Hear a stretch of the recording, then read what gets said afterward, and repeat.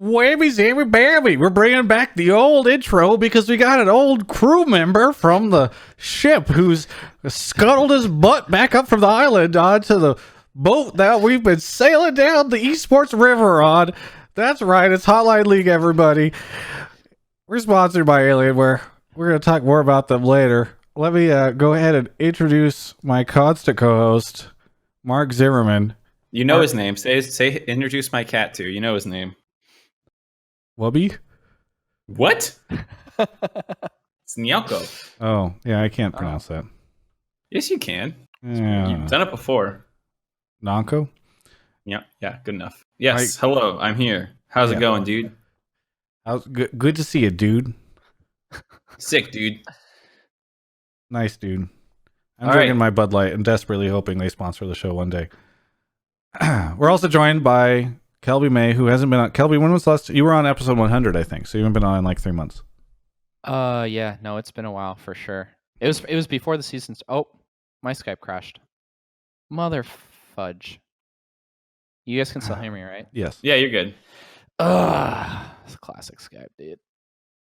Go on, Kelby. How you been for the last couple months? What you been doing?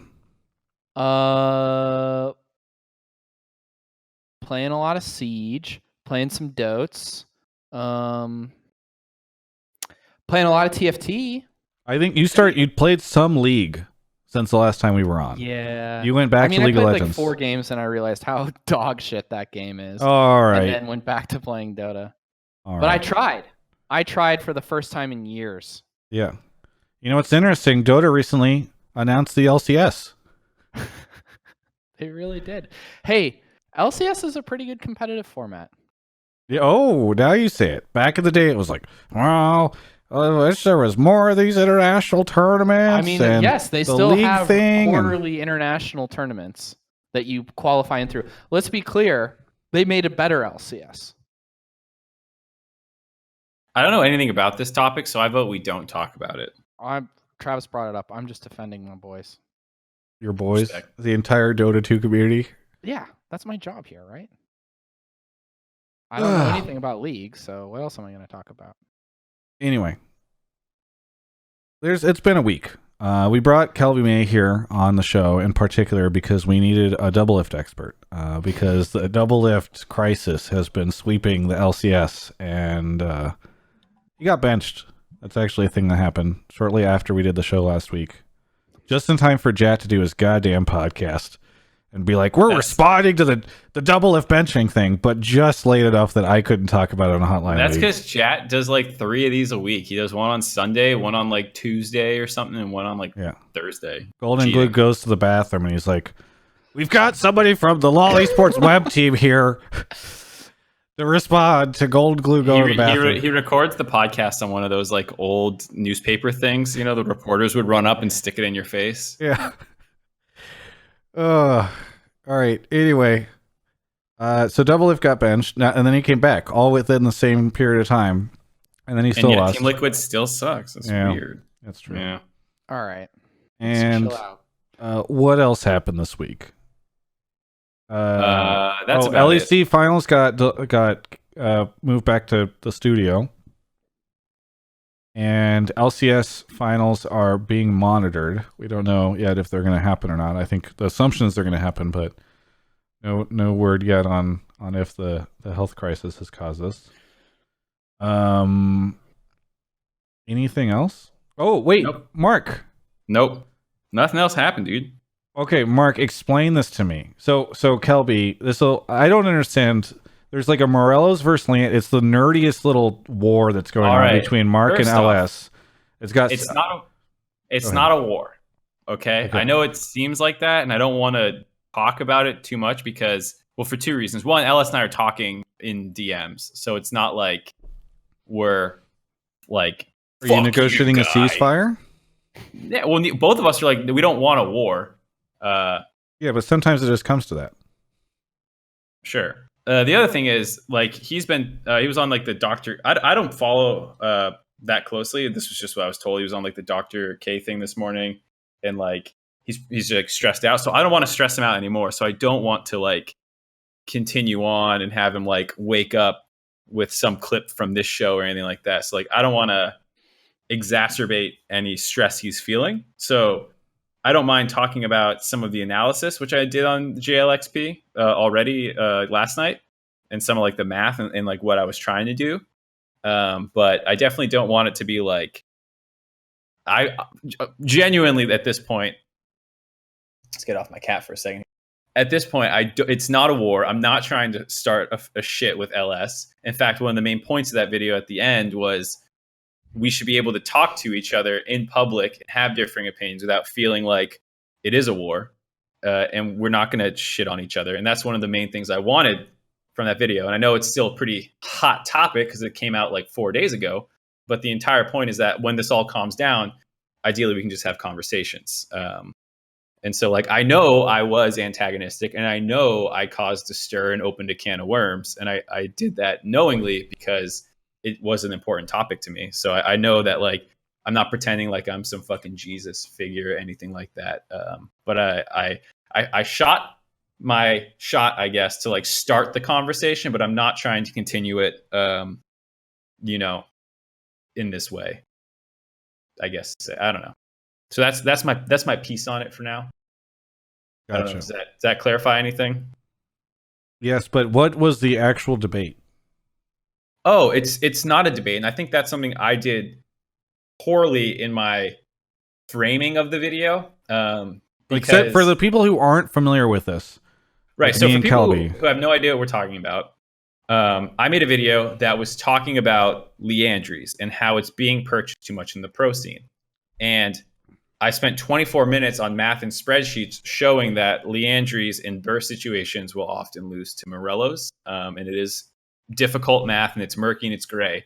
And that was the point, was not to talk about when is it 100% optimal to build Morellos, which is what a lot of people started talking about afterwards, because I didn't show that because that wasn't what I was intending. But I admit I didn't do a great job framing it because I have like a clickbait title and thumbnail, because I wanted people to watch. Now, that does kind of prime people to think the points I'm making are like debating LS, which is admittedly a bad decision I made when making the video.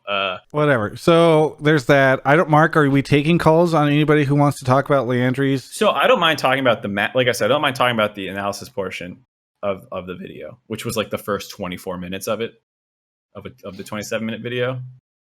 Yeah. Okay. So we could talk about the first 24 minutes of the video. Great. But if anybody, hey, listen, if anybody fucking calls in and tries to talk about the final 3 minutes of Mark's video, you're off the goddamn show. You're banned for life. All right. Don't even try and call in here with that shit. All right. So there was that. Did anything else happen What do you mean? this week? In the league scene? Yeah. I don't know. I'm trying to make sure we didn't forget anything, because it was kind of a quiet week other than like the double F drama, right? Oh, I have a thing I want to talk about. I have a new conversation topic that I'd love to discuss. Maybe somebody can call in on this, or Mark, maybe you chime in or something. But folks might have seen my interview with Jizuke, which is on the front page of the subreddit right now.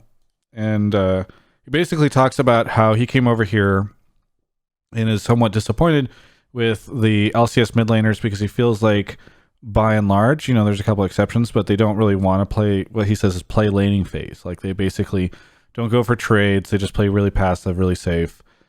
I have an interview coming out with Zazel tomorrow, which, if you're all good at the end of the stream, aka sub, I will potentially show, where he talks about how he doesn't actually just feel like it's the mid lane. It's that just LCS in general, everybody plays really scared, possibly because they're...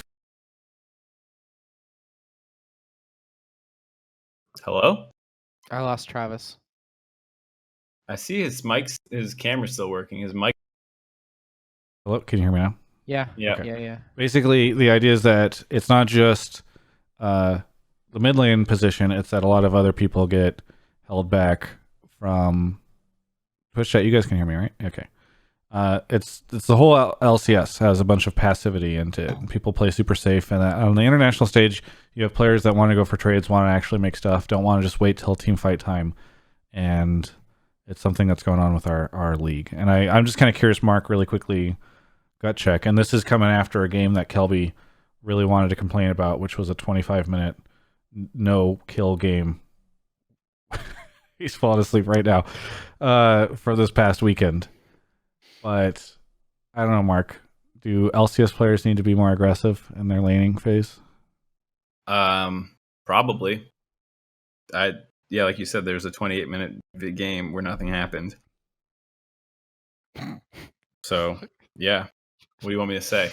Well, first I know what I want to say. I'm sorry for bringing up the LS stuff. You seem a little out of it right now, and no, I'm reading the Discord messages. He's reading I'm the pulling YouTube callers. comments Oh, okay. on his Okay. video. No, I'm doing my job for this show because it's a call-in. Well, we show haven't and even I'm said how pulling- the show works yet. Mark, how does the show work? Quick. I mean, it's to the point where there's just people like. I'll spamming explain. Go into the Pleb Topics chat. Bit your take. If it's a good take, we're looking for takes. All right, not just questions. If it's a good take, we'll pull you into the. No one knows what you're talking about. You just go in the Pleb Topics. You didn't mention Discord yet. It's on Discord. See, this is why I don't That's do why it. you gotta lead it, Mark. You do exclamation ! Discord in the chat. You get the Discord. Somebody in the chat says, "Please just start the fucking show." Unbeknownst to agree. them, they don't know the That's why I'm show. pulling people. We've already started. But you're taking the Pleb Topics chat. If you're a sub, we really appreciate that you can put it in the subtopics chat on Discord. Mark will put you in the waiting room. By the way, if you go in the waiting room, don't mute your headphones because you can't hear him if you do that. So he'll pull you into the room whenever we're ready. But yeah, the show started, guys. Everybody in the chat just spam and start the show. Nobody's new here. I bet you one person in this chat is watching for the stream is watching for the first time. We get a lot of people. I'm gonna get our first caller since we're already ready. Okay. I'm excited. How you doing, Kelby? I'm doing really good. I miss this show now. It's fun. The banter. Hopefully we have good callers. Yeah. It's a different type of banter than like the Thorn shows where he's just screaming at people. Screaming at Loco Doco. How they're no longer friends or something. Jesus. This is an aggressive episode. I'll always be your Calling friend. everyone out. Jeez.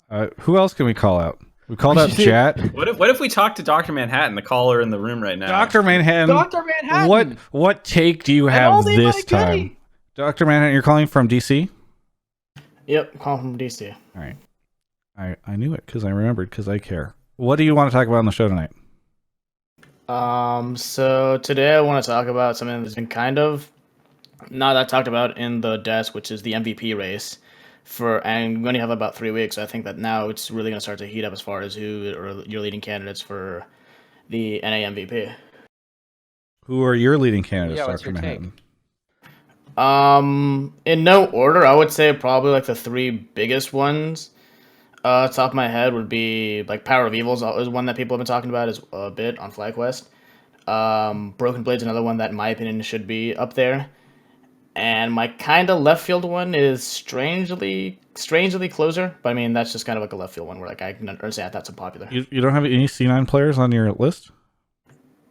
It's kind of hard for that one. It's like the best analogy I have for that one would probably have to be if you go back to roughly like 2017, like the Immortals run where like Xmithy was definitely a front runner, but you also have like Olay who had a really good season, and it's kind of like when you have 2 like potential MVP candidates, it's kind of hard to say who is like really the MVP on that team, if that makes sense. I think that's to your question about like you feel like you haven't heard that much talk about it. I feel like that's kind of sort of why is like I think everyone thinks it's going to be someone on C9. And people have different takes. Some people think it's Niski. Some people think it's Blabber as the 2 leading candidates.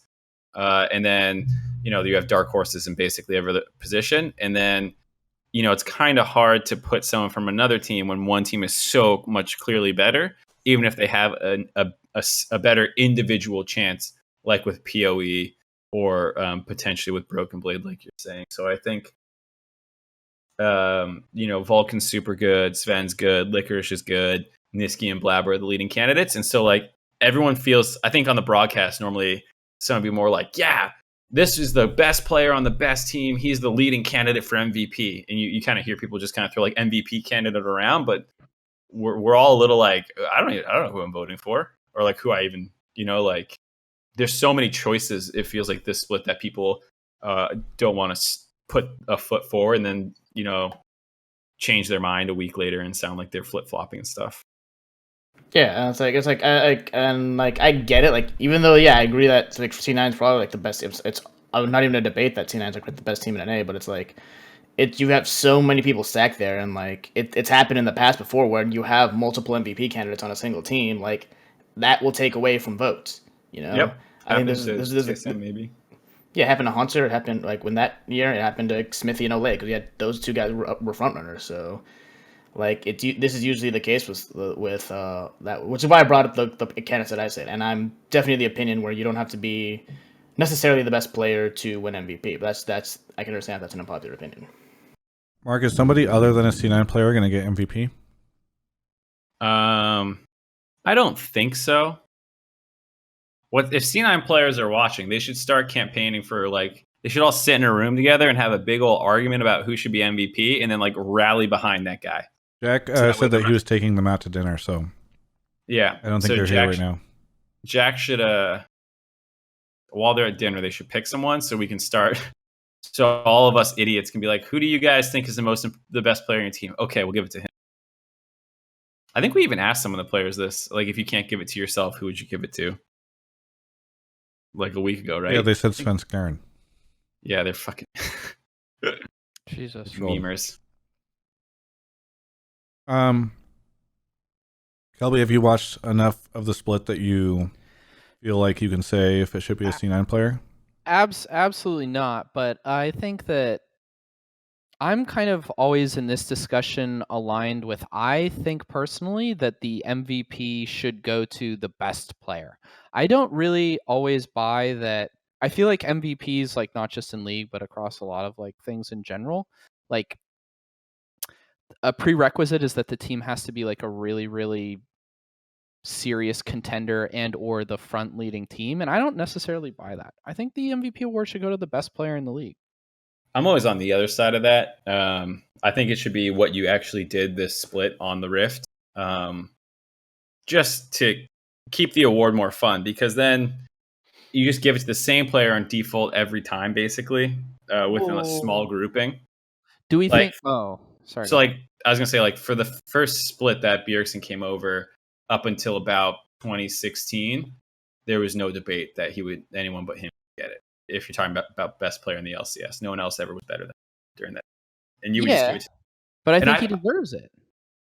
I don't know. Sometimes people won more and they had better splits in terms of what they were able to actually do on the Rift, not in terms of skill. And so that's why I don't like this. I don't like the hypothetical skill. I'd rather be like, hey, Jensen got 50 more kills than the next highest person in the league that split. That's nuts. Well, yeah, and I think in that scenario, you have an argument for him being the best player, right? If he has 50 more kills than every other player, then you would say, yeah, he's the best player. Not just like in hypothetical, like blah, blah, blah, but in terms of performance. I agree with you. I just don't necessarily buy that they have to be on like the first or second seed. Yeah. I mean, that's what happened when I voted for Arrow. I was one of the people who ruined that for Hanser. Hey, I voted for Arrow. And I felt like he was doing things at the AD carry position other people weren't. I thought it was super impressive. And like, if you asked me if I thought Arrow was ever like the best player in the league from a skill angle, I would not say that. But I think what he accomplished that split hard carried P1, and you start getting into all these other topics than just raw skill, which is why I don't like the who's the best player. I like who performed the best, who's the most valuable player. Well, who do you think has performed the best thus far? I would say probably Niski or Blabber. Okay. For that reason. Because I feel like Niski's all over the map. He's doing all this crazy shit, same with Blabber. Yeah, I mean, it's got to be a C9 player. I don't know. It's been hard because actually I think more than in normal splits, we see some really great players that are on some. I think maybe because the middle of the LCS is so vast right now, right? Like, Mark, am I crazy in thinking that normally LCS like standings are a little bit more spread out by this point in time in the split? Because it is super clustered right now. I think we've had like 2018 was like this. Remember, where literally first and second place there was a tiebreaker there, and then there was a 5-way tie for the next 4 spots in playoffs. Yeah. Like we've had some super close ones, and this is starting to get pretty. You have clearly C9, then TSM and FlyQuest, and then a couple 7-7 teams, and a couple 6-8 teams, right? Yeah, but So they're I think all it's- kind of like one away from each other, right? Like FlyQuest and TSM more than one ahead. I feel like 3rd through 6 There's is one. usually within a game of each other, though. Yeah. Oh, I don't maybe. think that part's that crazy. Either way, it just feels to me like we're seeing a lot. Like, I like the closer mention. I actually feel like he's done a lot for Golden Guardians, and that team's been think somewhat he's super inconsistent, but he underrated right seems now. really good. What'd you say? Like I think closer is like it's an example of like what when Mark was talking about like an MVP player, where it's just like I mean, and maybe it's kind of a bit too much leaning to the fact that he's on a less good team Yeah. than someone like Blabber or somebody like I don't know like Darduck, but like I mean, like and I can understand like leaning too much into that, but like that's why I mentioned him as MVP. Yeah, for me, I appreciate those kinds of thoughts where you're like, oh, he's hard carrying a bad team or something. Not that I think Golden Guardians is actually bad, but just like that kind of thought I like. But it's hard when someone else is clearly performing better and getting more done every single game. So like, I agree, closer's good. Probably slept on a little bit. He may be the best player on his team right now, but A lot of people in Twitch chat saying someday. Yeah, I saw that. That's another like good one. That's a good mention. Like I could Yeah. honestly understand. That's what I mean. Yeah, and It I just think- feels as though there's been some more standout players on these middle of the pack teams than I'm used to. that might be true. Like PoE someday, closer. I'm trying to think of others. Maybe there's actually not that many. Because there's been Lyra in the past when he was like Yeah, super Lyra was popping the only off other that one I split. could kind of think of. Yeah, there's been some people. I don't know. I do think it's kind of boring if the MVP is always going to be the person on the first place team. I do think it kind of becomes boring because then I you're limiting agree. yourself down to like maybe 2 people, right? Because there's always going to be like, oh, there was like maybe 2 or 3 really good people on this first place team that deserve it this split. And I know C9 lost this weekend, but I think it's important to remember how dominant they are, which is why it feels that way this split, where it's like it's unquestionably C9. Like they're winning in 30 minutes every game. They're hard slapping people. Their KDAs are insane. They're breaking records all over. There is as much of a place. difference in their score between first and second as there is between second and last place. Yeah. Like there's a 5-game difference between both those. Yeah, so like that's why I think this time it's a little bit more like it's someone on the first place team. Yeah, that's probably fair. Hey, thanks so much for calling in, Dr. Manhattan. Anything you want to say before we move on to the next one? No, thanks for having me here as always, and El Gato para Kobe. No, great. No Is it cat. por or para? Oh, didn't you always say that you took a ton of Spanish? Yeah, that's why I'm asking. Is it por or para? I'm trying to remember. What are you asking? Shouldn't you know? SBQR Pluto, Michaela Rebby, the Quelchinator, KYTS, Por. Lieutenant Shiny Sides, I Hate Snarf for 18 months, and Ryan Goosling NA. Appreciate it. Slappa DeBase, you've been on before, right? I actually have not been on before. Oh, maybe somebody else had a similar name. Where are you calling from? Chicago. Oh, you're a Twitch sub. I think that's why I've Yeah, I okay. am a Twitch sub. Good name. What do you want to talk about? My topic today is that Steve is probably, maybe, considering some serious roster changes for summer, considering how the split is going, independently of the whole double lift benching situation. It just seems like the team isn't really trusting each other or really gelling on the Rift, and yeah. Interesting. Well, what roster changes would you make if you were Steve? To be honest, it seems like there's a really big desync between Core JJ and Broxa, and I don't claim to be an expert, but I think that jungle support synergy is super important, and it doesn't seem like it's there. So are you suggesting they replace Broxa already? No, Are you suggesting they replace Core JJ? Yeah, like what's one of the positions you would be evaluating from what you're saying? okay. So for example, like I've coached middle school and high school soccer before. I've been coaching for a really long time, like 8 years. And you give them the And, boot when they don't do well? Well, That's my Timmy. fucking club soccer team. No, I mean We're it's. I'm champions. not going to compare. I'm not going to compare. middle school, high school soccer. We to- imported this middle school player from Europe, and we had to School send him district. back on a plane after 3 weeks because it was just not gelling. no, Enjoy but high school, buddy. one of the things, for example, that I really look at is that if there's some sort of disagreement between teammates, like you have to hash that out immediately. And it just looks like on stage it's just not happening. Like there has to be a disagreement on calls, and because that's what we're seeing. Yeah, I'm sure there's disagreements on calls and stuff, but what do you change? yeah, I was gonna say like you said, you have to hash it out. I think that they still can. I don't think this thing is doomed, but like to the question I was asking, you said they need to change something for summer, or Steve should be thinking about changing something for summer. What are you thinking as a fan you want to see change? So okay, fine. Here's my hot take on this. Right, I think that as good a player as Core JJ is, I think that would be the move to make. Who do you Okay, get but instead? when Do you know? Yeah. Sorry, what was that? I said, let's say you can swap them for any other player that's not on C9 because Jack's not going to swap. But who would you swap them for? Well, he's taking up an import spot, so maybe I would consider a European support, somebody that will have better synergy with Broxa. Oh, you bring somebody over from LEC. You could Get Hillisang, get Fanatics.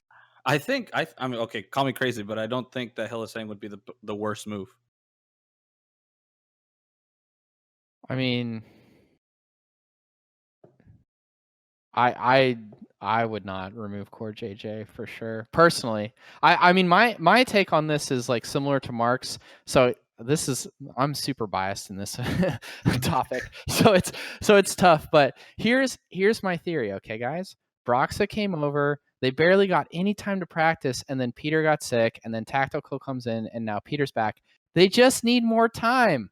I sound like the biggest TL apologist in the entire world, but I think that from everything Peter's told me, Core is fucking amazing at this game. Like by far the best support he's ever played with, and Peter's played with some really, godlike supports.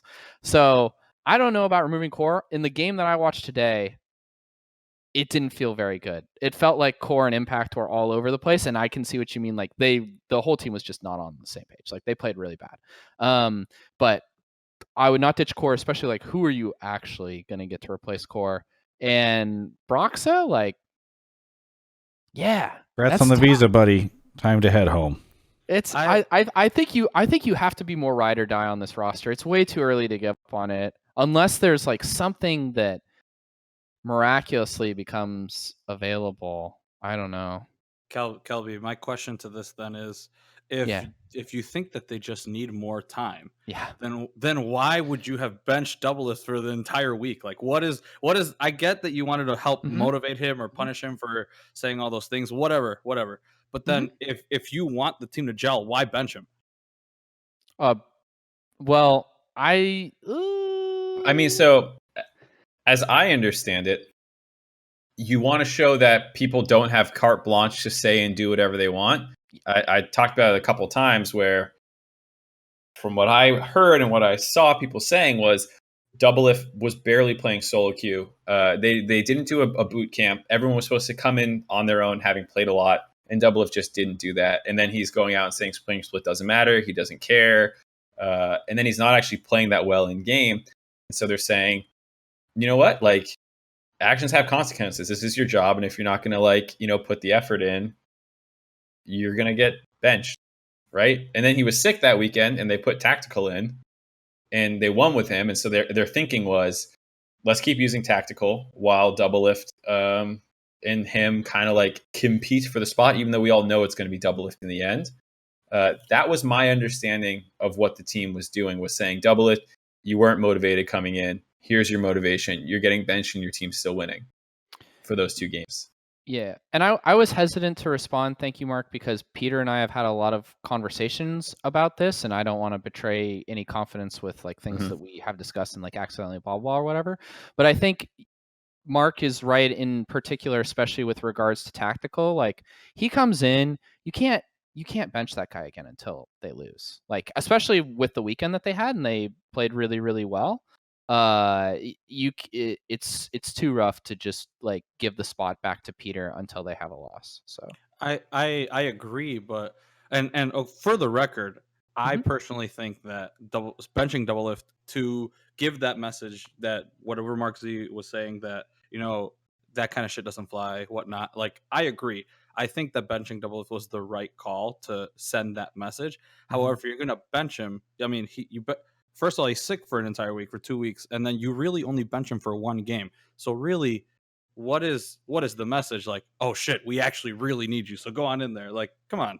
I mean, hey, listen, I'm not going to say to be fair, I'm not saying I agree with the coaching staff's decision and swapping them out so quickly. So I'm not going to keep playing devil's advocate at this point. But I will say, getting back to your larger point, to blow the team up, I think I'm with Kelby that it's just too sudden. I think that they don't have any excuses for underperforming this much this split, and I think you can blast them for these reasons, or even just lament them and say, "Oh, unlucky that the visa situation happened with Broxa," and you feel bad about it, and you use that as motivation for summer, versus saying, "Oh no, we had all these things go wrong. Let's blow it up after really only 3 months together." So what happens? So I'm not saying I think they need to blow it up, but let's say they don't make playoffs, which right now is looking entirely possible. I think I read that they needed to win, like their path was really bad if they didn't win tonight or their first game next week. I forget who it is. I think it might be. I mean, it's already pretty tough because there's 4 games left and they're 2 games out, and 10-8 usually makes playoffs but can miss, and like we were saying, it's kind of close. So winning out is like almost necessary to guarantee themselves a spot. And they have, I mean, I guess they're facing Golden Guardians next week and EG, but both those teams They have C9 at the end of the very coin flippy, and they have C9 at the end. That's why they can't drop a game basically the rest of the ways, because you're kind of already assuming they drop the C9 game. Yeah. So and if they miss playoffs, I think it's really unfortunate, and they probably feel terrible, and all the Steve and everyone can be mad. But no one would look at that and be like, yes, the quality of this roster is not good enough to make playoffs in NA. That's when you blow it up. When you expect the same result in summer. And if you look at that roster and say, yeah, they won't make playoffs in summer either, I think you're crazy, because I think they are easily good enough to do it. It's just that there were compounding factors, motivation issues, people are sick, people aren't showing up in time, they're jet lagged, and they had such a shit start they couldn't even make playoffs, but that doesn't mean that's going to happen again in summer. I'm just worried that the problems that are holding them back right now aren't like a team synergy thing, but like a trust thing. Like when they're playing right now, it does not feel as though they're playing as a team. And maybe that'll come over time if they play more, but new teams, I just worry that all the issues these last couple of months have kind of broken that team. I really agree with Travis here. I mean, I agree. New teams need time to gel, but we're talking about a team that has 4 core members that have been part of this team for over a year. How much more time do they need? You know what I mean? Like, it just doesn't seem like they trust each other. Well, sorry, go ahead, Mark. No, you go. I have a different point. I was going to say last year, I forget it was spring or summer, but didn't TL have that one split where they had a really hot start and then they were super confident and had that rough middle patch, and everybody was like, "Oh, what's going on?" There was all the rumors about infighting and stuff, and then they actually pulled it back together at the end and ended up really good. Like, I think that these guys can recover. They're all so veteran too. Everybody on this roster. But I think as well that regardless of how the results are of this split, every GM, when you head into the trading window, explores all options with your roster, regardless of your position, unless you're in first place, to see what potential options are available for making moves to better your chances for the upcoming split or season, right? So TL will just, they should evaluate that, as every team should, when it comes time to potentially make roster moves in between spring and summer. Right. And I think The other thing, so I disagree that the team. I mean, I don't know internally what's going on, but I wouldn't think that they're completely broken, even if they miss playoffs. I would say that should serve as motivation if they are a championship team to say, wow, what the hell happened in spring? Let's grind like crazy to dominate summer and take this back. Yeah. But even if the team is broken, what upgrades are there to, like, we joked about Hillesang, we kind of threw that name out. That's not going to happen. Right. Realistically, there's no upgrade on paper. And so all you're doing would be trading away one of these pieces, one of these amazing players to another team to make them stronger in summer. I just don't, because this is basically Kelby's point from when the TSM got rid of double lift a bunch of years ago, was like, you're just making your competition better. And if you're not even getting an upgrade on paper or making a move that makes sense, and you're just saying, oh, we're broken, so let's blow it up, then you're not getting any better, and you're making other people better. So I don't think there's any way that they should make moves. Even if this team is busted beyond repair somehow, I still don't even think it makes sense. Yeah. Well, I mean, the only thing I would say to that, Mark, though, is that like we know that like just teams on paper don't necessarily pan out. True. There've been some superstar rosters, and like chemistry is a thing. So like if they Yep. really like can't fucking exist and work together, which I just don't know that we're gonna have that data properly in the time that spring split ends. I think I agree with you though. I think I would, if I were them and I don't have the same insight into like what's going on internally, I would be ride or die on that roster through probably this year. So I mean, at that point, you're going over like how much have you invested in? Like you just got, I get it. You just got to write it out. It's there's a special term for that. A bunch of their contracts are up at the end of 2020, if I'm not mistaken, Travis. So like, Yes. yeah, if this doesn't work, it's not like you're on the hook and you need to make a move. You just ride it out through summer, and if it sucks, you're really upset. But at least you're kind of getting a new slate next year. I'm trying to think if anybody's streak, even I know that nobody has ever done like the 4 back-to-backs, but I don't know if anyone's ever been dominant for longer than 2 years In any region. in LCS. TSM was pretty long, right? Does that go longer than 2 years? Because Cloud9 started off pretty strong. I mean, no one's won 4. Yeah. Some people won 3 in a row, which was TSM. It's just a question of how long can this go. Yeah, I mean, it's already the longest dynasty in America. yeah. Hey, thanks so much for calling in. Slap at the base. Where anything you'd like to say here at the end? Shout out to your sponsors, Alienware and Movement. And, considering how much hype there is for a cat for Kobe, I'm surprised Tidy Cats really has not pounced on this. Like, this is such a golden opportunity. Tidy Cats should be, like, tweeting out to Kobe, like, woo, yeah, cat for Kobe. But, where are they at? Where are they at? Indeed. Thanks so much. All right, good night. Yeah. Have a good night, dude. Speaking of cats. One quick thing, and Travis, because I know I saw a lot of people talking about was the draft, this game in particular.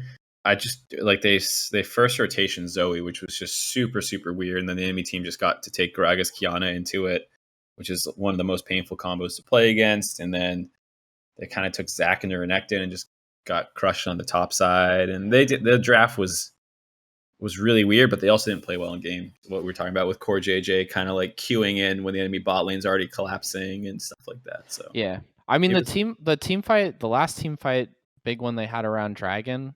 Like watching those fights, like, and I don't watch a lot of League anymore, but like I just felt so bad for Jensen and Peter. Like the team's engaging in front of them, and like it's so hard for them to walk forward with Kiana just zoning them and stuff, and then they just get fucking destroyed.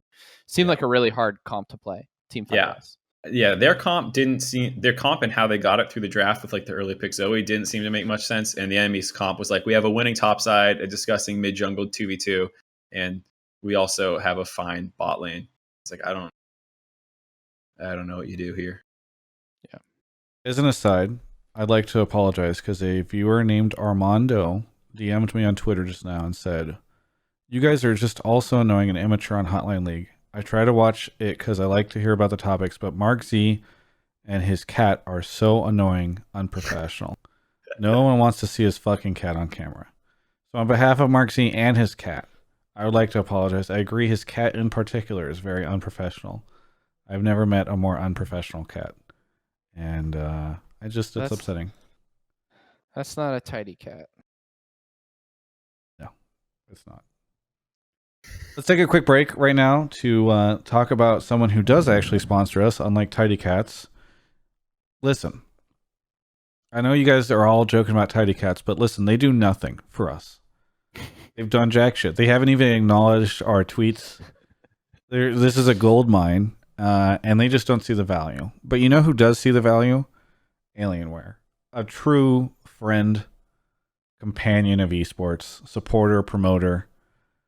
Alienware.com/Travis. Check them out. Travis 10 off. You can use the code to save 10%. It's very helpful. They make a ton of cool stuff. I'm using a Aurora R9 right now. Badass. It's got a 2080 Ti in it. Using NVENC encoders for the stream. Just switched that over recently. Well, NVIDIA does stuff like that. They like cats, unlike me. You can not hold that against them, like so many of you hold it against me. And I don't know. They do a lot. Actually, here's something that's kind of cool. They turned they created like an arcade area, right? Created an arcade area in the LCS studio that we're now doing a bunch of our interviews from, so that we don't have to do them outside whenever the light is all weird or whatever. So that's just one of the cool things that they're doing right now. I'd really appreciate it if you go and checked out alienware.com/Travis. Maybe you already have. But you know what? If you do it again, that's very helpful for me. And I know I've been talking about this a lot, but they're still running their giveaway. You can win a desktop PC and a monitor, the same stuff that the pros use on stage at the LCS. Got an i9 in it, an NVIDIA 2070. You get a 240 hertz display monitor. Go enter that contest. If you enter it through the link, I get tracked for that. Riot's also getting tracked for that. Let me show that I'm a better partner than Riot Games. That's all I'm asking. Either way, thanks so much to Alienware for supporting the show. I really appreciate it. People are now spelling cat with a K, so now I have to go delete or ban that Travis, spelling too. trying to get rid of this stuff does not work. It just makes people more creative. Just accept it. I think history has shown that dictators can stamp out rebellion quite easily. Yeah, those always last a long time. They're very successful. You want to go grab our next caller? Yes. Warning, this one's going to be a heavy math caller. Oh, God. Here we go. I'm already going to sleep. Fuck, dude. Here we go. Oh boy, Morello's versus Leandry. So, Mark, I was actually double checking your Is it gonna math be in the LS? Google spreadsheet. Poor on Mars, thank you for the 18 months. Webby Kills 2. Webcat. Korean 2NA. Nanuko 111 for 16. Josh Rev. Robot Russ for 25 months. Grizzly Smiles. Cruellas. Steven 9630. Joey Ride. So many people subbing tonight. I'm going to have to get back to some of you guys. But, oh, wait, Mark's still not here. Mr. T. Nelson 45. Juno 2505. Orimi Shields. The Real Gems Lady. Akira NB. We got Duke of Thought here. Duke of Thought, where are you calling from? Jacksonville, Florida area. Jacksonville, Florida area. How's Jacksonville, Florida? It's all right. Got cool recently. Hard sell. I mean, when you grew up someplace, it can never be the best place in the world, you know? That's true. That's true. not true. Wait, did you say that's not true? Fucking California, dude. What? You love California. I do love California. All But that's a resident state. Californians say that California is the best place to live. It is. I mean, everyone gets a little brainwashed into like, I love this place, but I'm definitely with the caller. The grass is always greener for me about. That's Yeah, because you're man, I not from love- California. No, but I mean, even when I was where I was before, I was like, oh, I have these problems with it. In California, like, man, my state income tax is nuts and the traffic is crazy and I'm dying breathing this air. That's nice. The air's nice. Duke of Yeah, Thought, what do you want to talk about? So, time to destroy your audience by talking about Morello Math and Leandry's Torment. Okay. And I'm Mark's going to try to stay awake for this. Yeah, so the main topic that I'm going to talk about is in Mark Z's spreadsheet that he posted on his video. Is there were 2 lines indicating Leandry's Torment damage, But Leandri's Travis, torment. can you pull up the spreadsheet, I'm please? gonna try to. I'm already on my way to try to locate this. You spreadsheet. have to. You can't edit it. I mean, maybe you can pull it up, but you can at least see it. I mean, you don't really Did need- you find an error in his spreadsheet? Well, I did in fact try to look through all the cells and stuff, but they used a bunch of commands and referenced a bunch of things that I'm gonna be honest, I was too lazy to look up properly. Yeah, VLOOKUP tables was where I was like, okay, we have a guy Tom on Yeah, the stats team. who there's made- hard flexing. The Riot analyst Warning, people this flexed video- a bit too much doing that. They really didn't need to do that. They could have just posted the numbers in like a separate page like normal people, but whatever. Let But me anyway, show you my Excel skills. Go Google's ahead. spreadsheet Anyways. skills, actually. Oh, well, I mean, it's the same thing, right? No, sadly, it's not. Trust Okay. me. Don't Alright. you, don't you, how dare Being you even exposed here. suggest that? You idiot. All right, let's try and keep Okay, this okay, topic sorry. under like 20 minutes. Where am so we're I? gonna Where am I do- looking for this? You don't So look it's like- anywhere. Yeah, it's I right got it there. open.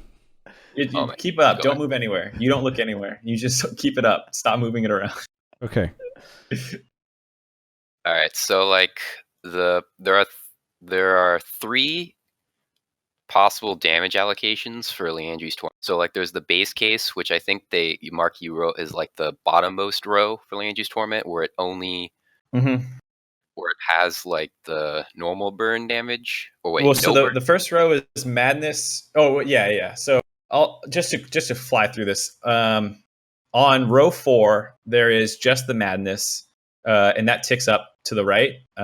If you're in like J4 as an example, that's the damage with only 1 stack of madness, and then it scales up. And then the row right above it would be with the 4.5% burn. And Duke of Thought is talking about how if someone is immobilized, that total is capable of going up to 7.5%.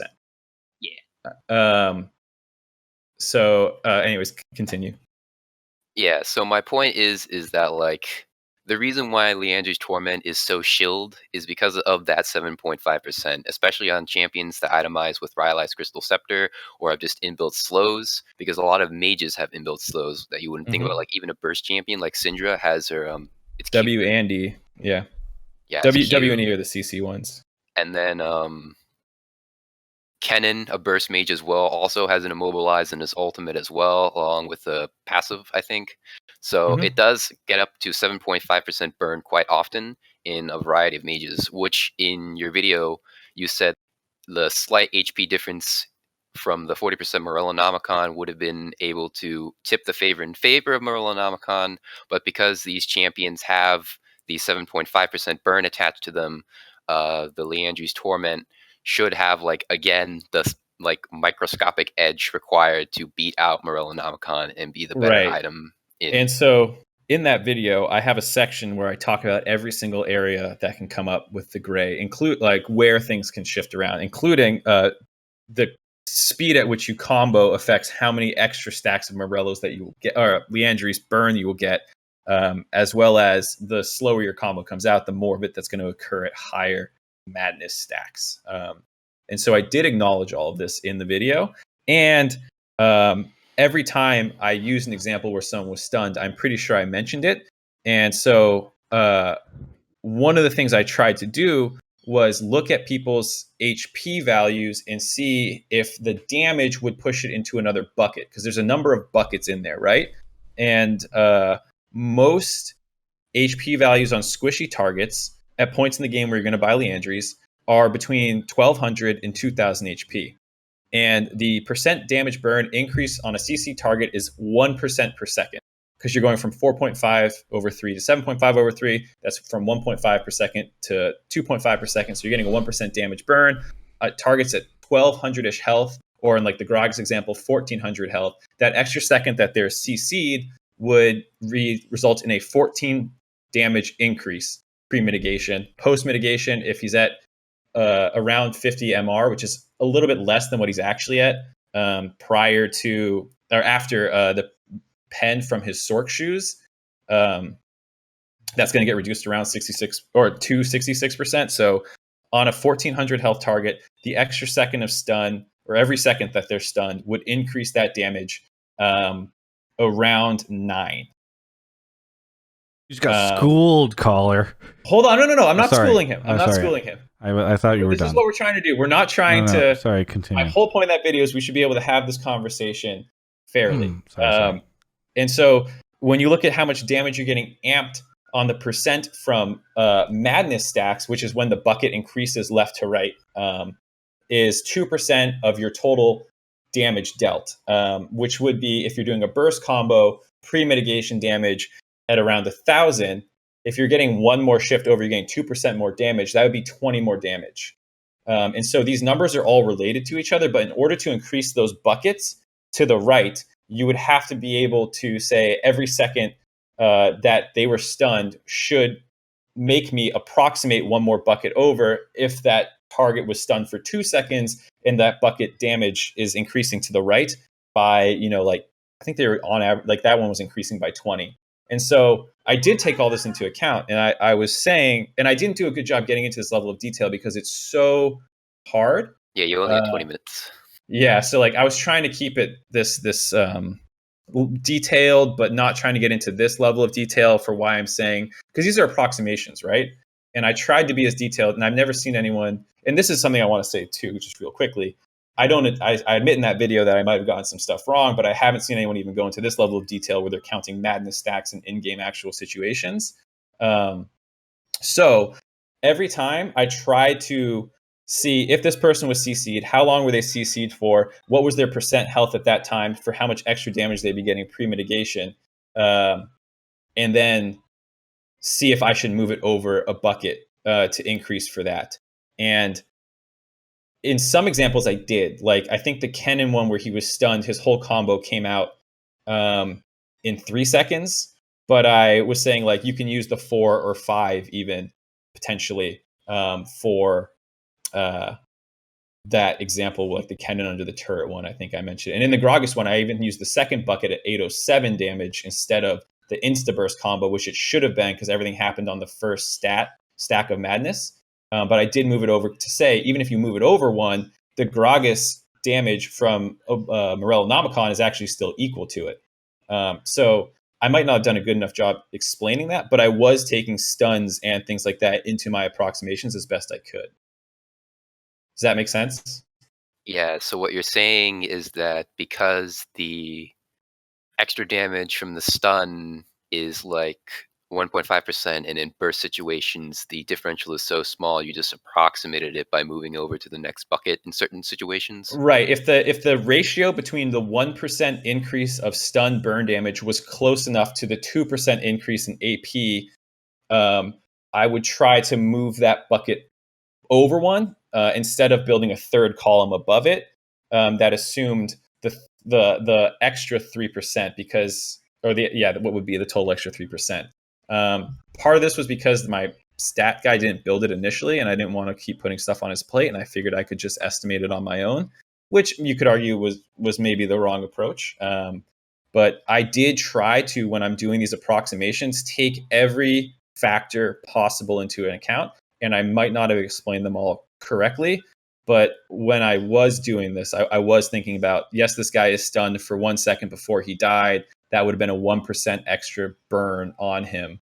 And that roughly equaled 9 extra damage, which is not enough to increase the bucket. Or even if I do want to increase the bucket, it doesn't actually make it better than Morello's was there.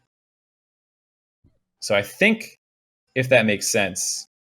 That made sense to me, at least. Okay. Yeah. I know a lot of Twitch chat and people are probably lost because I'm hyper specifically referencing that video. Kelby, did you get it? Oh yeah. Yeah. I think we're good. We'll follow you. Sorry. I said this was going to be a painful one. So I'm chill. okay. I appreciate the call though, because I did want to clear this up at some point. That I saw a lot of people saying, "Oh, you weren't calculating the stun," and I was as best I could. But at the end of the day, that stuff's really hard. Travis doing the math on how many viewers he lost. Says Big Wraith. Oh, it wasn't that many. It's like 50. Yeah. Anyway, I don't even know what to say now. Oh, Kelby messaged me privately and said, "Really happy I came on." By the way, in the middle of that. Okay, here's a spicy Duke. You said you had a second more spicy follow up, right? Please, That more was- spicy. Got some Yeah. spicier, juicier follow up for all Please. the snoozing people. So the second thing is like, why is it that a like man who casts the LCK has to bring up this topic along with Mark Z, an analyst on the LCS, instead of pro players going to their nice, well-paid analysts and asking them, this Morello Namicon versus Leandri's Torment thing has math that's way beyond my capabilities, but you, person with degree in mathematics or whatever it is, can do the math for me so I can win more games, instead of going to hot take Reddit for all my answers. So that if you ever get flamed on Twitter, you just post spreadsheets instead of getting flamed on Twitter. Yeah, and this is something that is a fair question, because you would say if this is the analyst job, they should be the ones doing this, not us public facing. Half of our job as entertainment analysts. And I think on the one hand, teams may have done it, and their job is not to tell us. Their job is to tell their players. And maybe some teams knew this, because it wasn't like every single person was building Leandri's wrong, right? So maybe some people did, maybe some people didn't. It is hard, and I don't know if maybe they did do it and they think that, or maybe the players thought the game wouldn't be so burst oriented, because I admit that Leandri's is a good item, definitely a great item, like you're saying, with a lot of mages with CC, and if you have to fight front to back, Leandri's will outperform and these kinds of things. So I think I would hesitate to just say this is all on the team analyst then for why things are going wrong. No. I'm not blaming the team analyst. Yeah. Yeah. But I'm saying I think it's really, really, really complicated. Like, that took me to do that video. It took me about 2.5 weeks to test out all the bugs in that spreadsheet and build it, and then go and look at the examples. And I had to go into ProView and get everyone's MR value, health values, if they're actually healing in the situation or not. I had to look at how fast their combo is coming out, what stacks of madness each proc hit at, and stuff like that. So, By the way, Dana in chat says kind of what you were saying, Mark. Teams aren't going to go out of their way to expose that we already solved for those types of issues. The only analysts you can point to are the ones for the teams who are actively making the mistakes. I wonder if Golden Guardians was not buying Leandri's. well, I know. Yeah, whatever. Duca thought. Any final thoughts? Duke of thought. No, I'm just trying to think. I mean, Clearly. I think, yeah, I think that's all I'm gonna opine about. Okay, well, you and Mark can opine together privately. Thank you for the call.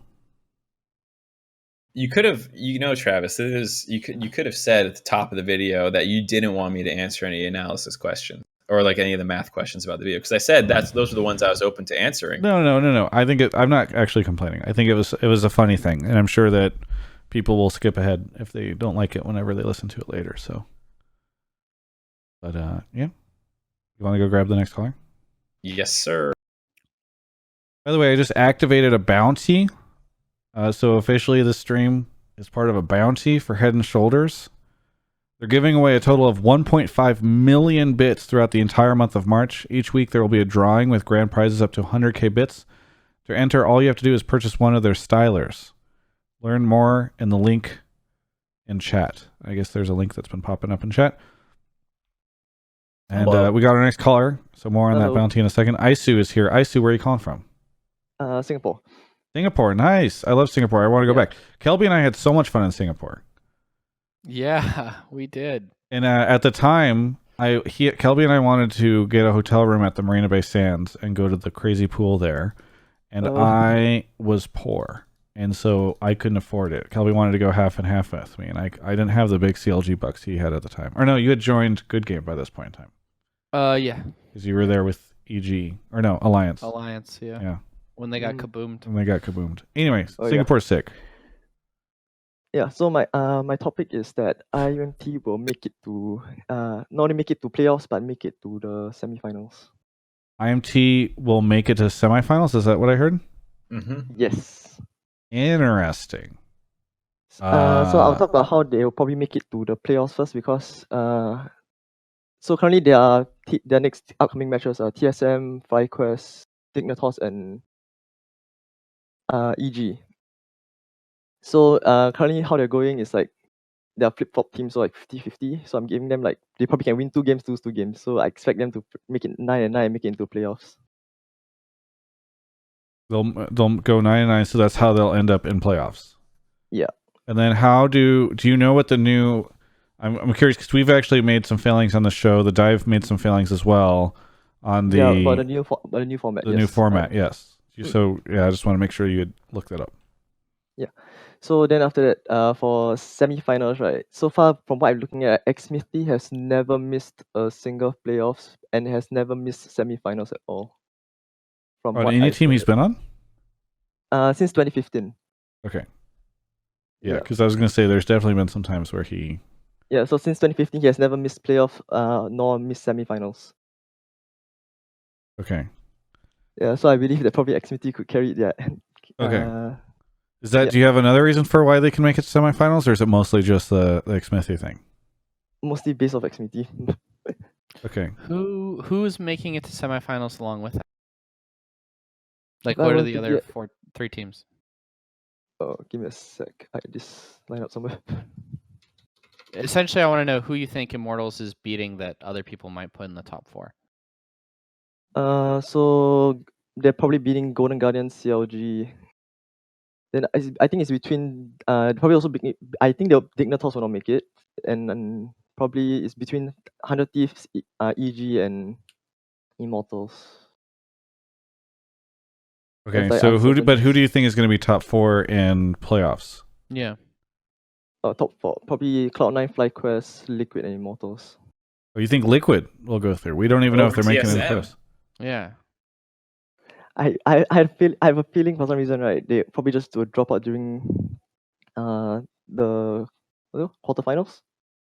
Oh, you think TSM will make? They'll make it. TSM will make it to playoffs, but they won't make it past. I feel from past experience, I think TSM for some reason they might seem well during regular season, but once they hit playoff, right, something always happens. Like recently in the past 2 years.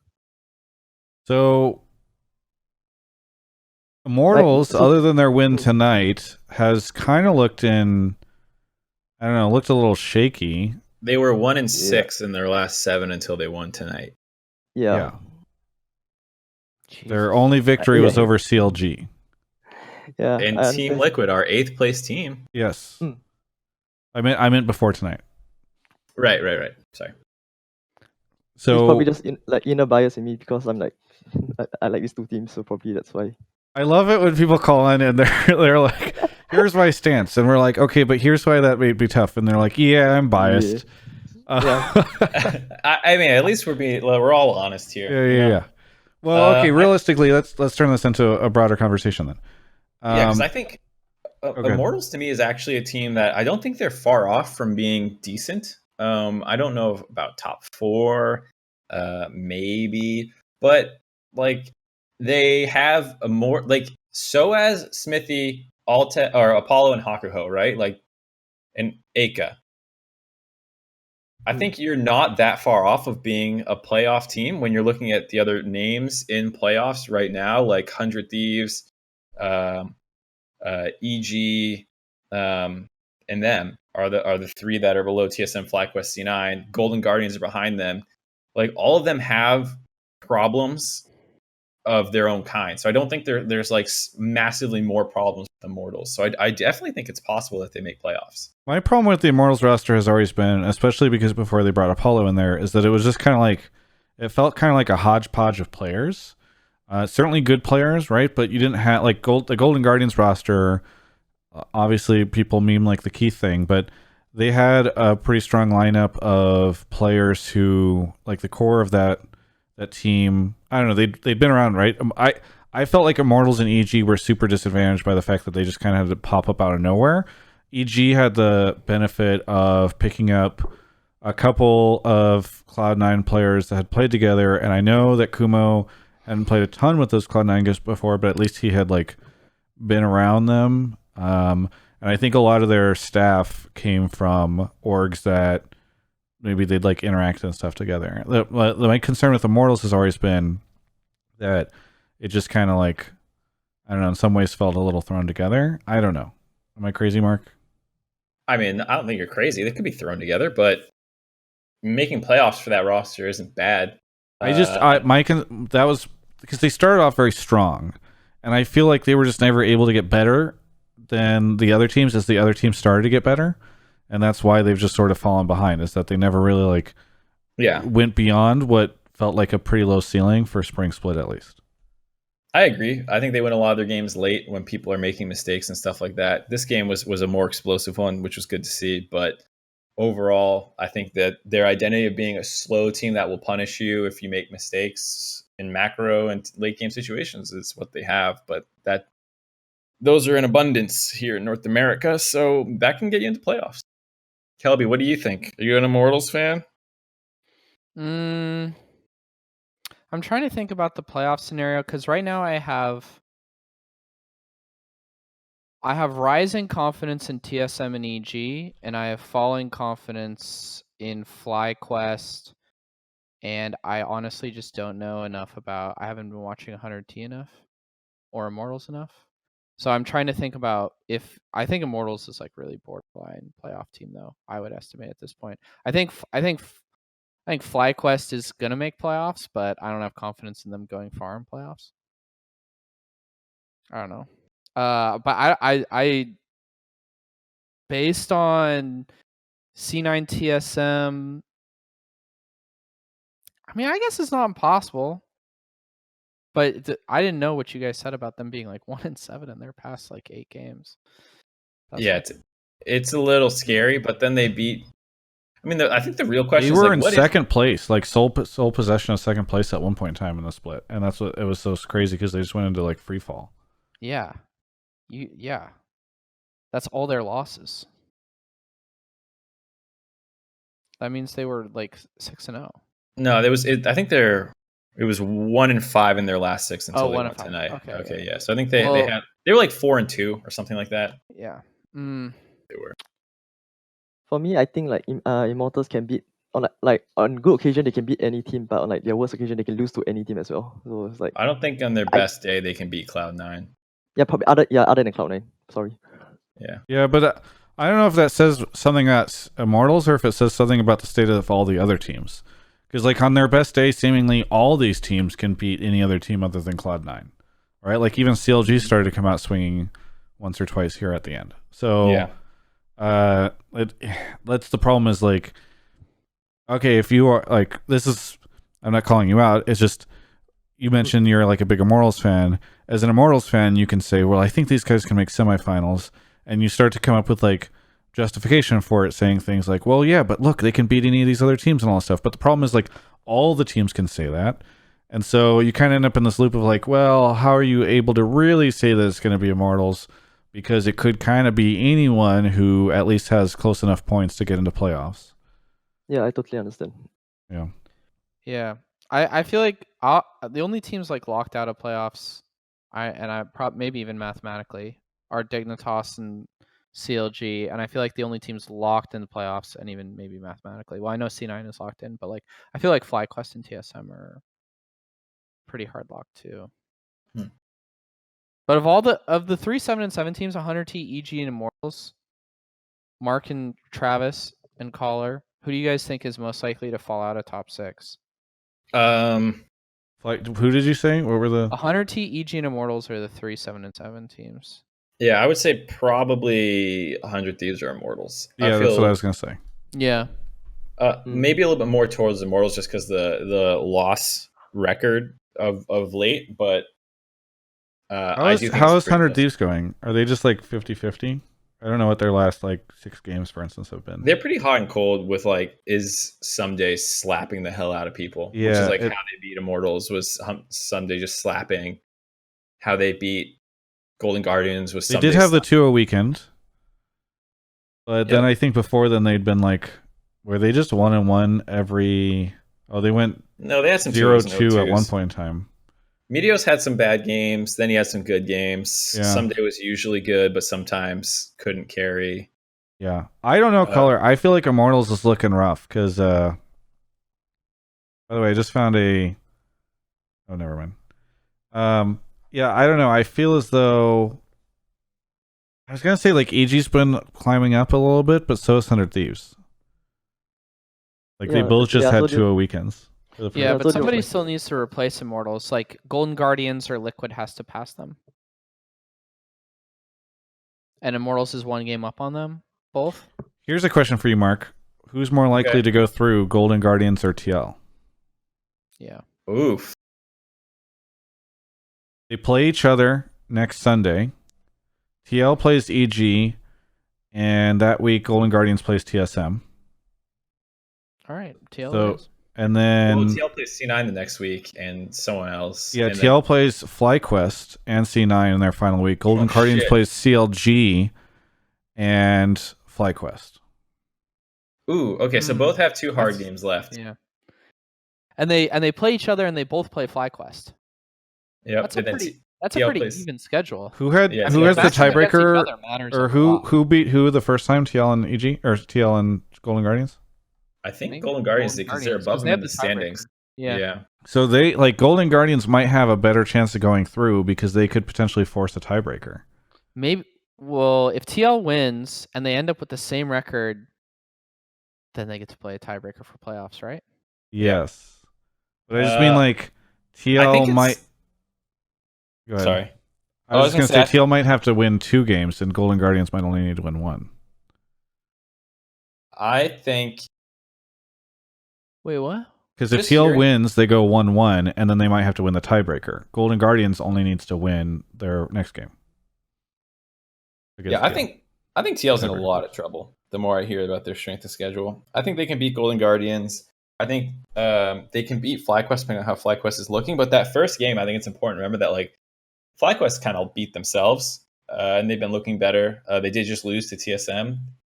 Yeah, but- TSM I think is better now though. Yeah, exactly. So I could still see FlyQuest being a hard win for Team Liquid if FlyQuest is playing well. So I could see a world where neither of these teams make it either, and the other teams above them at 7-7 just trade some wins, and they go 9-9, and Golden Guardians and TL go 8-10, excuse me, and then they just don't even get a chance to break in.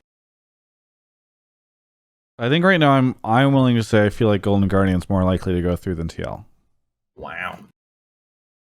Wow. Just based off strength of schedule and especially the fact that TL lost to them the first time. Because if Golden Guardians can beat TL, which like who like I think a lot of people would say, well, it's probably going to be TL beating Golden Guardians, right? Because the first time they played, TL I think- has to beat Golden Guardians to make playoffs, essentially. Yeah, I mean, it is complicated just because like any of those 7-7 teams could just like bust her out in the last 2 weeks, and then it's like, oh, both of them are in. But assuming most things stay status quo, TL does have to go like 3-1 to make it, and hopefully that one of those wins is against Golden Guardian. Hey, Yeah, good week of scrims. thanks so much, Kurt, for calling in, Isu. Mm. Anything you want to Thanks, say before we move on to our next caller? Nope. Thank you so Oh much. shit! 100 Thieves still has to play C9, TSM, and FlyQuest, said Danon. So 100 T has been real, but Yeah, that's pretty yikes. that's That's rough. Wait, C9, TSM, and FlyQuest? Yeah, Yeah, top 3. Who's their games. 4th game? good question. Let's find out. I'm gonna go get the next caller. I mean, 100 TSM, T can beat CLG. So you have to FlyQuest. play CLG. That's why he didn't list them. Yeah. Because that's an easy one. All right. New Head and Shoulders Stylers delivers on both performance and scalp benefits. It's easy to wash off, leaves no visible residue, long-lasting hold, and made with anti-dandruff ingredients so they are kind to your scalp. Guy is here. Guy, where are you calling from? I'm calling from Chicago, Illinois. Chicago, our second Chicago caller of the night. What do you want to Yes, talk about? sir. So, I just want to preface this by saying that, like, I have a degree in computer science and mathematics, and I that whole love talk. the beginning of this call. Continue. No. This is supposed to be a call no, for no, you you can't. two. No. This is Go ahead. That talk with Mark and that guy put me to sleep. Like, Okay. I don't know what all that was. Whatever. So yeah, this is for Kelby and Travis. My take is that the Players Association needs to unionize and they need to fight for a CBA. Wrong. More specifically, they need to fight for, or like the thing at the top of their agenda, like needs to be fighting for a salary cap. Oh boy. Wait. You are You okay. want the players to do work to give themselves a salary cap? I'm not saying that this will happen, but I think this will benefit the players and it'll benefit the league in the long run. All right, explain Okay. why. So what happens with like when you have a salary capless Mhm. league, Mhm. the teams at the top, right? Yeah. The teams that perform the best make the most money, right? Yeah. It's like baseball. And so what happens is since they make the most money, they recruit the best talent. Yeah. And by having the best talent, they get the best results, Yeah. and they get more money, right? Yeah. And you can see how this becomes a machine that feeds itself. Yeah, your system's already broken though. But continue. Wait, let's just let him continue. I am. Right. I'm not saying this is what always happens, but like but as league is like in its infancy, this is sort of like we've seen this like in the early stages of league, right? Now we do see like other teams come in like big VC money, right? But what happened, like for instance, EG, right? They spend a whole shitload of money on random players and like random coaches. They don't really know what they're doing with their money. Okay, they picked up Well, the they have the MVP from smartest what? back office in all of esports. So anyways, continue. Yeah, if you have the smartest back But office, by the you way, the also- MVP was not a like, random bring in, player. like Spence Guerin and like bang together with Zazel, whatever, right? But I mean, so what happens is these guys will perform poorly. They are performing poorly. They spent a lot of money on this roster. They'll go back to their investors with negative returns, and their investors will say, "Hey, like you're spending too much on players," or something along those lines, and they'll shrink the amount of money. This will happen. This won't happen like after one split or like two splits. This will happen like over a long period of time, and they'll shrink their budget. And eventually, what you're going to get is again this model where you have these like the teams at the top that have the most money that spend the most on players, and then these teams at the bottom won't have as much money and won't be able to get like as good players. So in order to create like a more level playing field, I'm not saying this would be like totally level, but a more level playing field, there needs to be salary caps. There need like players or teams should not be allowed. There shouldn't be like a crazy imbalance in how. Okay, really quickly, just draw me a line because I want to get in before Kelby gets in because I'm salivating. I'm chomping at the bit here. You just said there needs to be a more even playing field. Why? I haven't seen the line drawn yet between why this is bad for players, financially at least, if the playing field is not even. Because you said the players need to do this. I'm trying to understand why this is important for the players to do this to help themselves. It's further. So when you have a more level playing field, right, you have a better chance for individual players to like shine through in branding rather than like all the branding going like all the. Well, so and by your argument though, it's only value like that would mean that it's only helpful for the players that are not on the top teams, right? Because the players that are on the top teams are already like this system benefits them. Correct. This doesn't benefit the players at the top. This only benefits the players. This benefits the players at the bottom. This benefits owners at the bottom too, right? Who presumably would have the least power within a players' association. Say that again. I didn't get that. So I said who presumably would have the least power within a players' association, right? Like, correct. I think it's fair to say that like Doublelift would have more like push within a players' association than Ryoma, for instance, or Ica. Think you're right. I 100% think you're right, and that's why I don't think for multitude of reasons this won't happen. One, like players, like pro players are glorified 50s, right? They go from high school straight into pro play, right? Like I'm not trying to throw Like they don't have like the life experience to like hire like we've like had reports where like players don't have representation when they're signing contracts, right? It's disgusting. Like A lot of them do now, but you can they do question now. whether or not that After, like, a whole representation's bunch any of, good. Yeah. All right. Are you ready, guy? I'm ready. Kelby, can I know this Please. is a good topic for you too, and I'm going to tag you in at the end. but Go. I love you, to the guy. bathroom. I love you, guy. Are you gonna destroy me? Here's the problem. Okay, so first off, you mentioned that there should be salary caps and that players should try to find a collective bargaining agreement. The problem is in traditional sports, this model works because you can rev share off the top. You do some sort of revenue model where this only works if players are in on it, and the players are only going to do it if they can take it only makes sense in a world where you can rev share, right? So for instance, the NBA, I think it's like 51% of the revenue goes to the players. Am I correct on this, Kelby? Yeah, and when you say the revenue from what? Sorry. Or explain to the audience the revenue from what revenue are you talking about? Oh yeah, broadcast is primarily it, but I think isn't it league-wide revenue? Yeah. Yeah. So it's a world where it's like you take up all the money that the league is making, and you rev share it with the players. The problem is, by and large, these players are already player salaries they're already far outpacing any revenue that the teams and the league are making.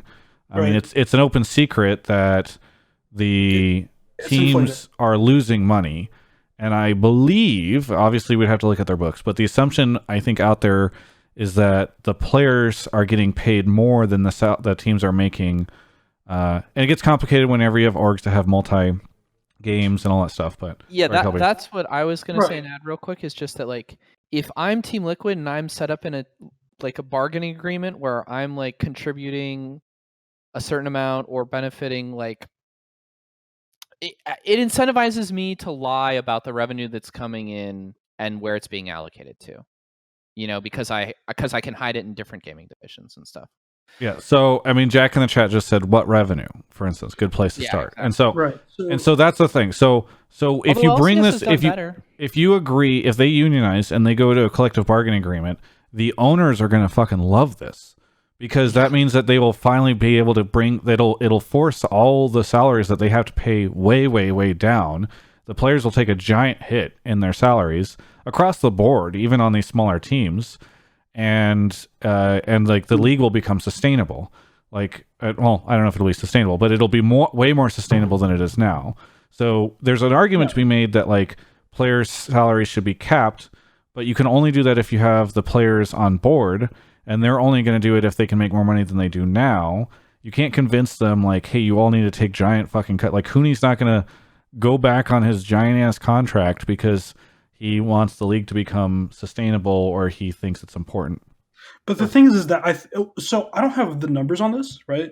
I would imagine that the NALCS is paying their players a lot more, any other region. So yeah, I mean that's a pretty big question mark. I wouldn't. I don't even want to go down that path yet because it doesn't really make sense to. We don't know the data, right? Yeah. So I wanted to get at. So what I was getting at there, and this point can be moot because of what we just mentioned. But the threat that I think you're alluding to is that if we were to instantiate salary caps, players would probably move to different regions to get paid more. But no, I'm not worried about that. I'm just saying. Players do not want to make less money. Your system would have them make less money, generally across the board. Yeah. And so they are not, if they are the only stakeholder, if you need them as a stakeholder to come in on this thing, they're just never going to come in as a stakeholder.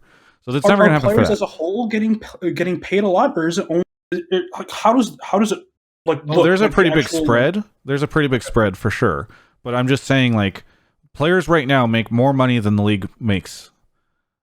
If you added all the salaries of the players on all the teams, I don't want to report this as a fact, but it is generally considered to be the case that the player salaries far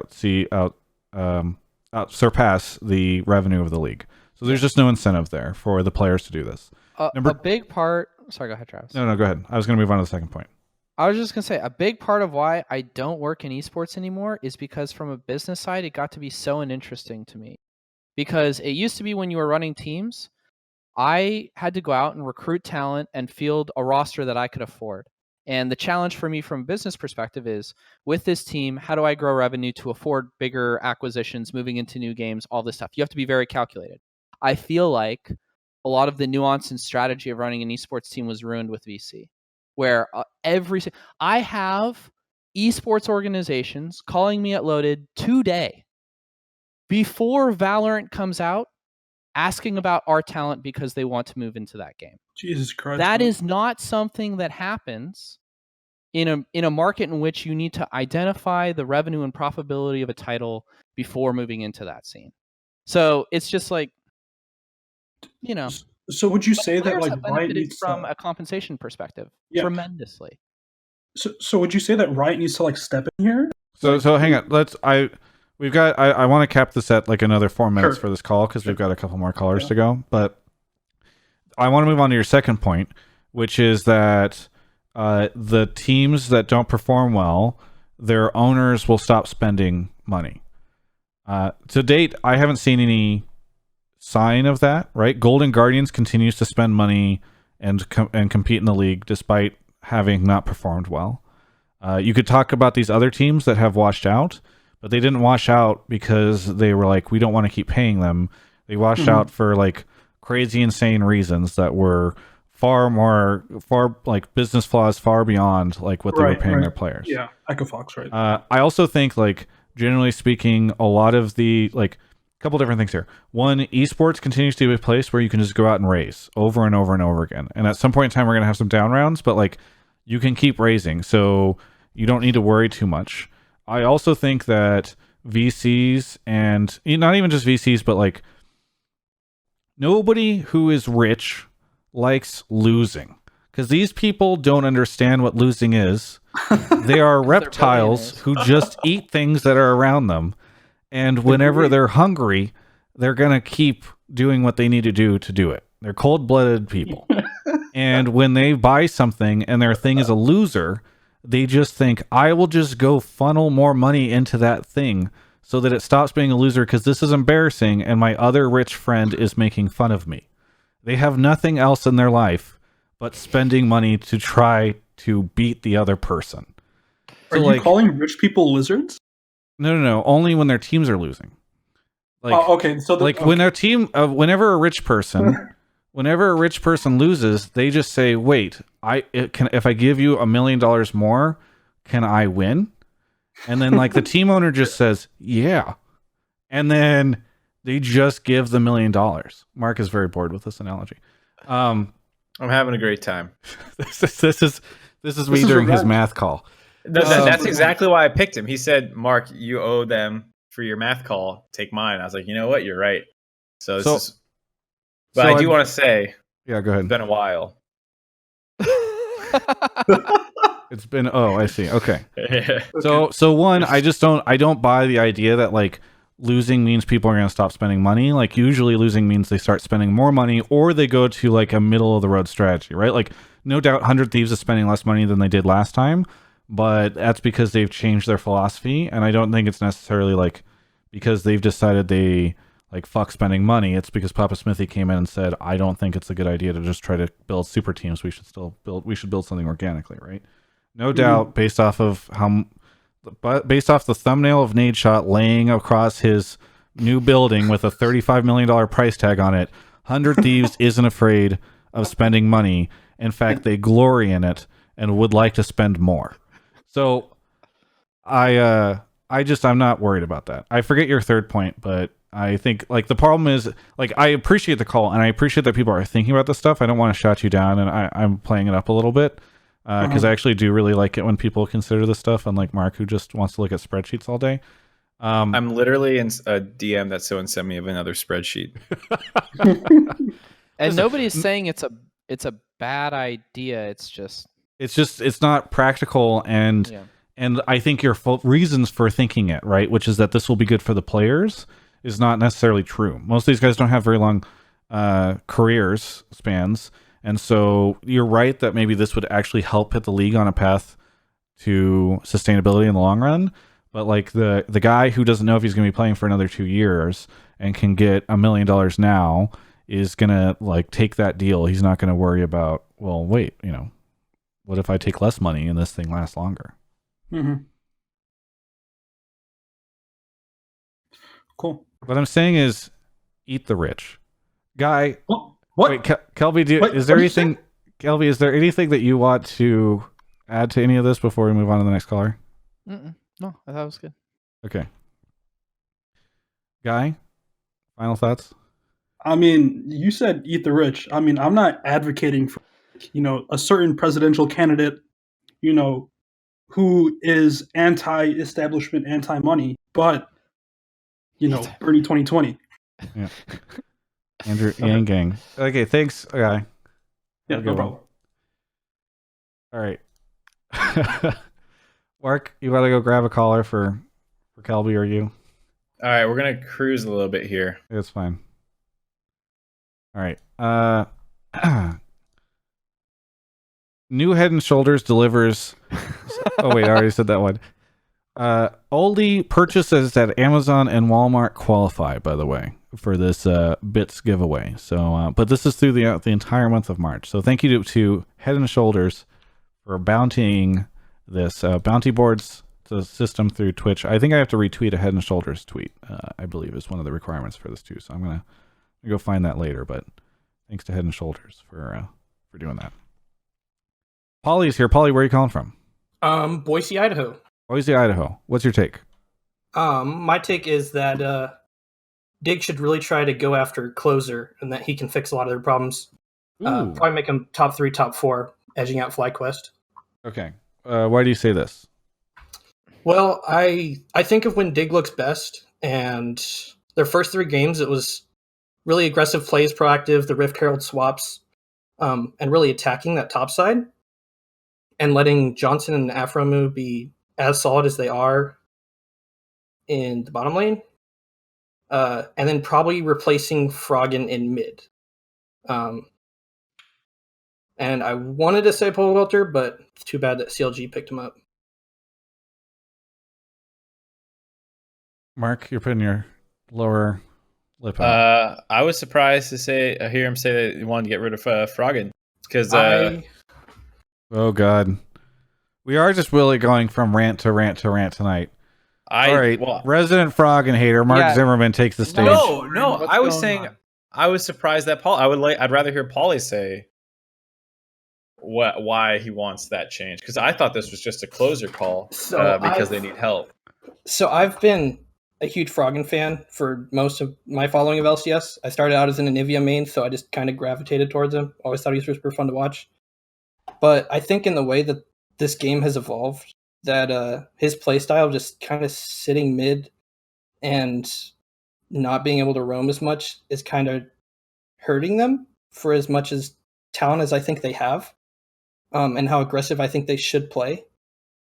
Because when they look good in the one good game they had in what is it, 11 games now, it was Grig attacking the jungle in Immortals jungle all game and taking the game over from there, doing the Rift Herald. And then when you look at their loss to GGS, it was they got 2 Rift Heralds and Closer just had all the pressure and went for the right objectives all game. I mean, I think you just have to kind of identify what you want your team to be, because you can't have like a ton of super volatile lanes and stuff. And Pobelter, like you're saying, as your suggestion for the alternate one, is not super volatile.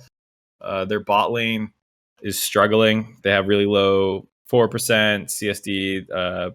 I think there's a number of problems on Dig for why they're the second to last place team.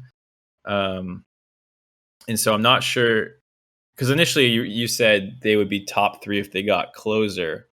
You're saying now to get top 3, they need to change out how many players? Well, if you got Closer, you have to get rid of an import, don't you? No, because Froggen will become a resident next split, I believe. Is it next split? I believe, I don't want to get quoted on this because I haven't double checked, but he came over in 2016, and the only reason he wasn't for the start of this year was there was that one split where he didn't end up on a team because apparently there was like that contract confusion with Echo Fox or something. So I think Because my main point about bringing in Pobelter was that if you had to get rid of an import, I think Froggen holds the team back a little bit more. But if you can keep Froggen, do you do that? I think that Closer can make up for a lot of Froggen's lack of aggressiveness, for lack of a better term. So Gamepedia, by the way, says Froggen doesn't become a resident until spring 2021. Oh, really? Yeah. Okay. Maybe I'm tripping. Well, I mean, it's a bit of a weird question because I'm not sure Golden Guardians is going to give up Closer. That's the thing, is I think that they've really hit a gold mine with Closer. I think he's really good. Well, let's take a theoretical idea then. So let's say Golden Guardians, their owners get tired of spending money, and based off our last caller, and they say sell everything we can, so Dignitas can get Closer. Does Dig get top 3 or become a top 3 team at that point in time?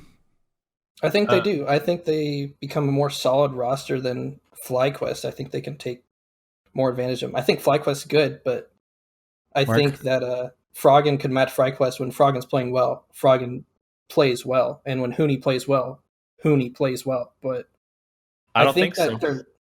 You don't think so? I don't think they can take top 3 in summer because I'm expecting Team Liquid to bounce back in summer.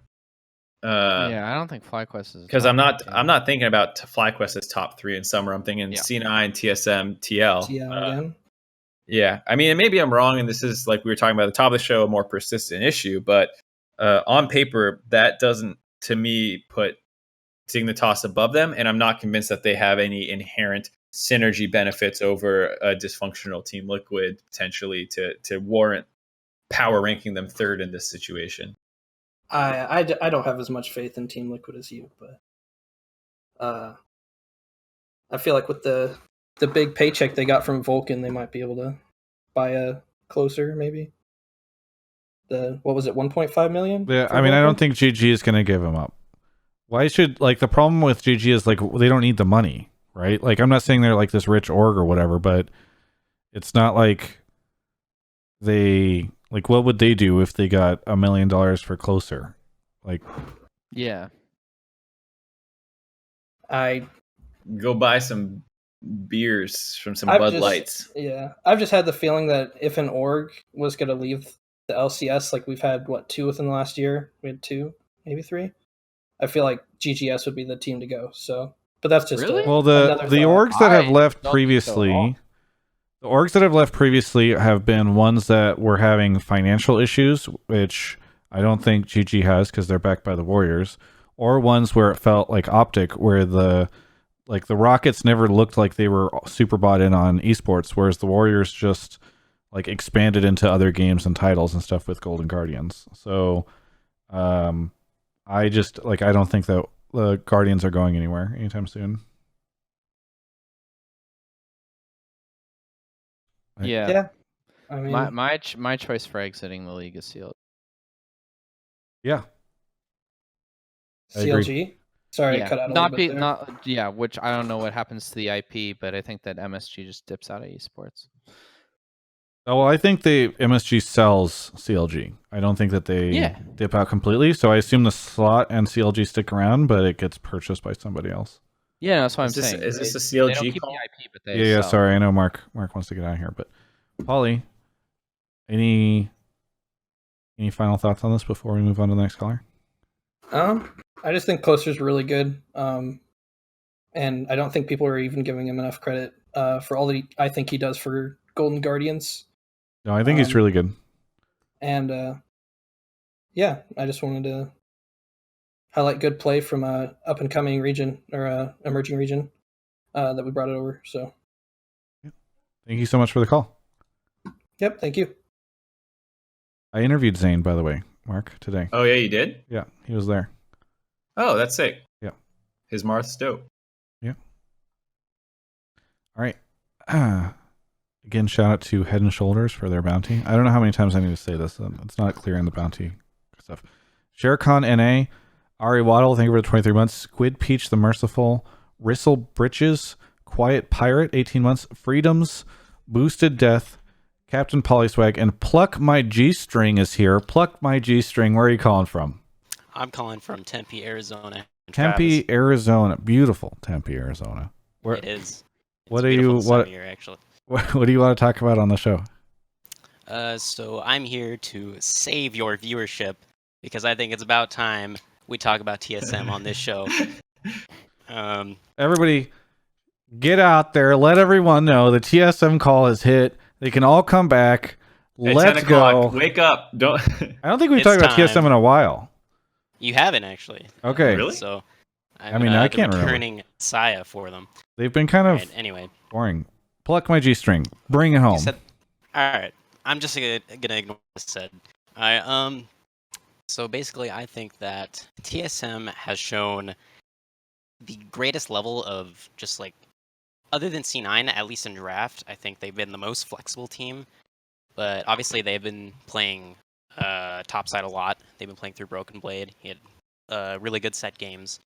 But I also think more than draft is the trust that they have in each other. There was a recent interview on Reddit. Ashley Kang interviewed Bjergsen. I don't know if you've watched it or not. I think it was a really great interview, and Bjergsen mentioned that... Ashley Kang, great interviewer, by the way. I just gotta say. Really love her stuff. Probably best in the scene. I agree.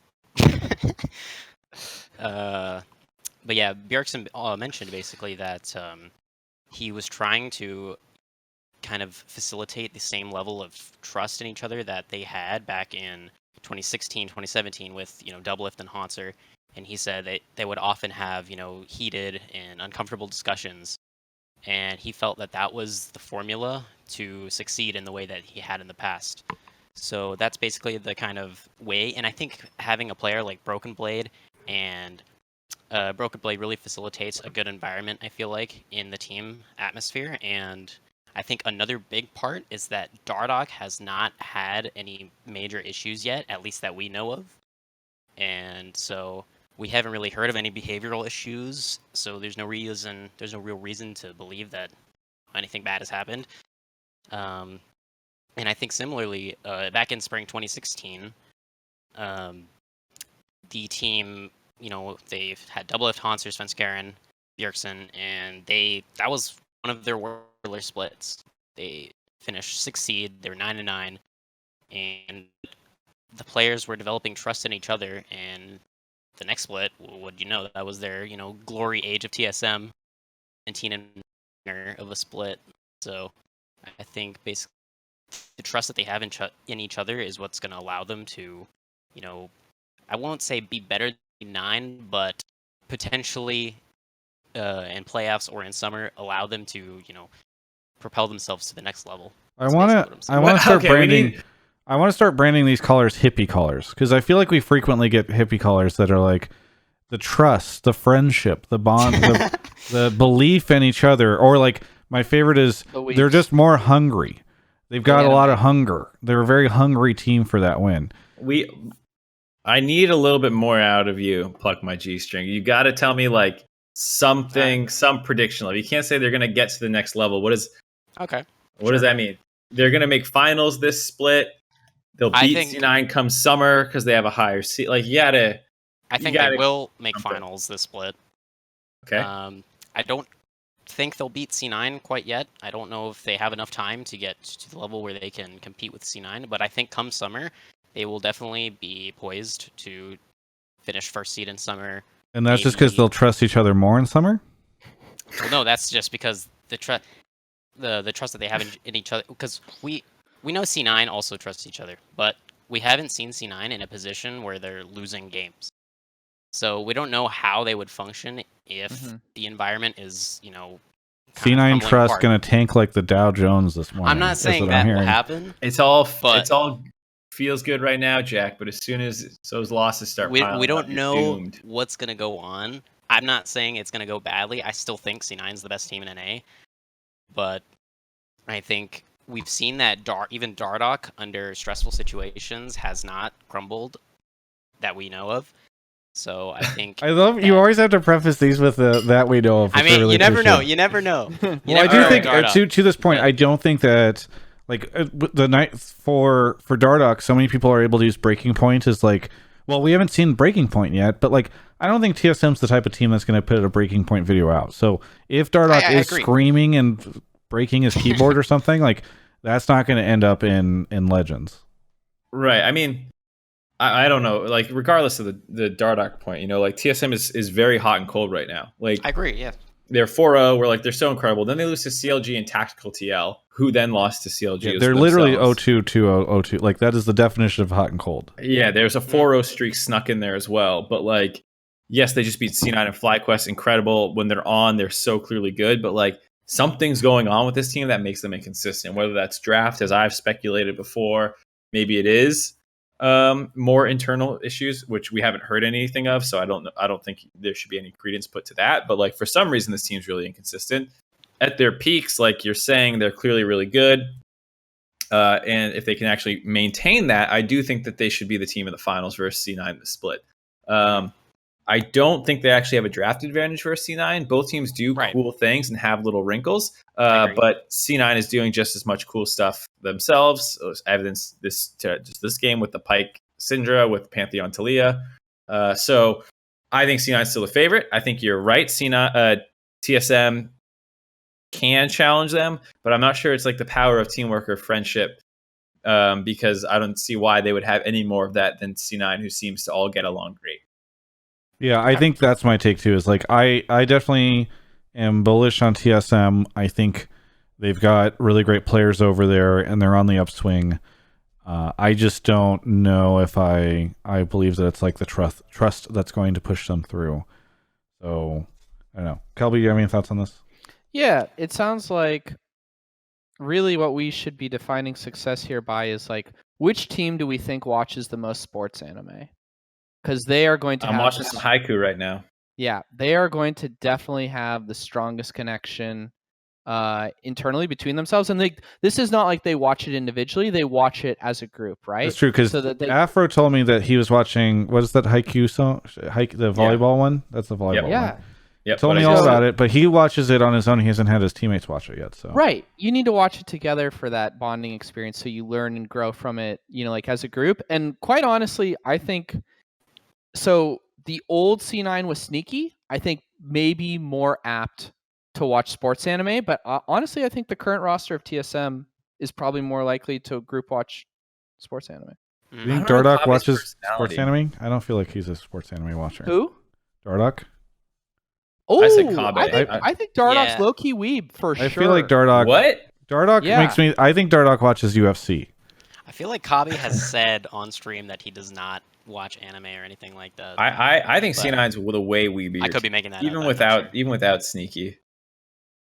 Niski. Yeah, I agree. Yeah. Jack says the boys have been watching some Formula One documentary nonstop. Not sure why they are so addicted to it. All right, never mind. Yeah. I don't know. I think it just takes a couple to turn them.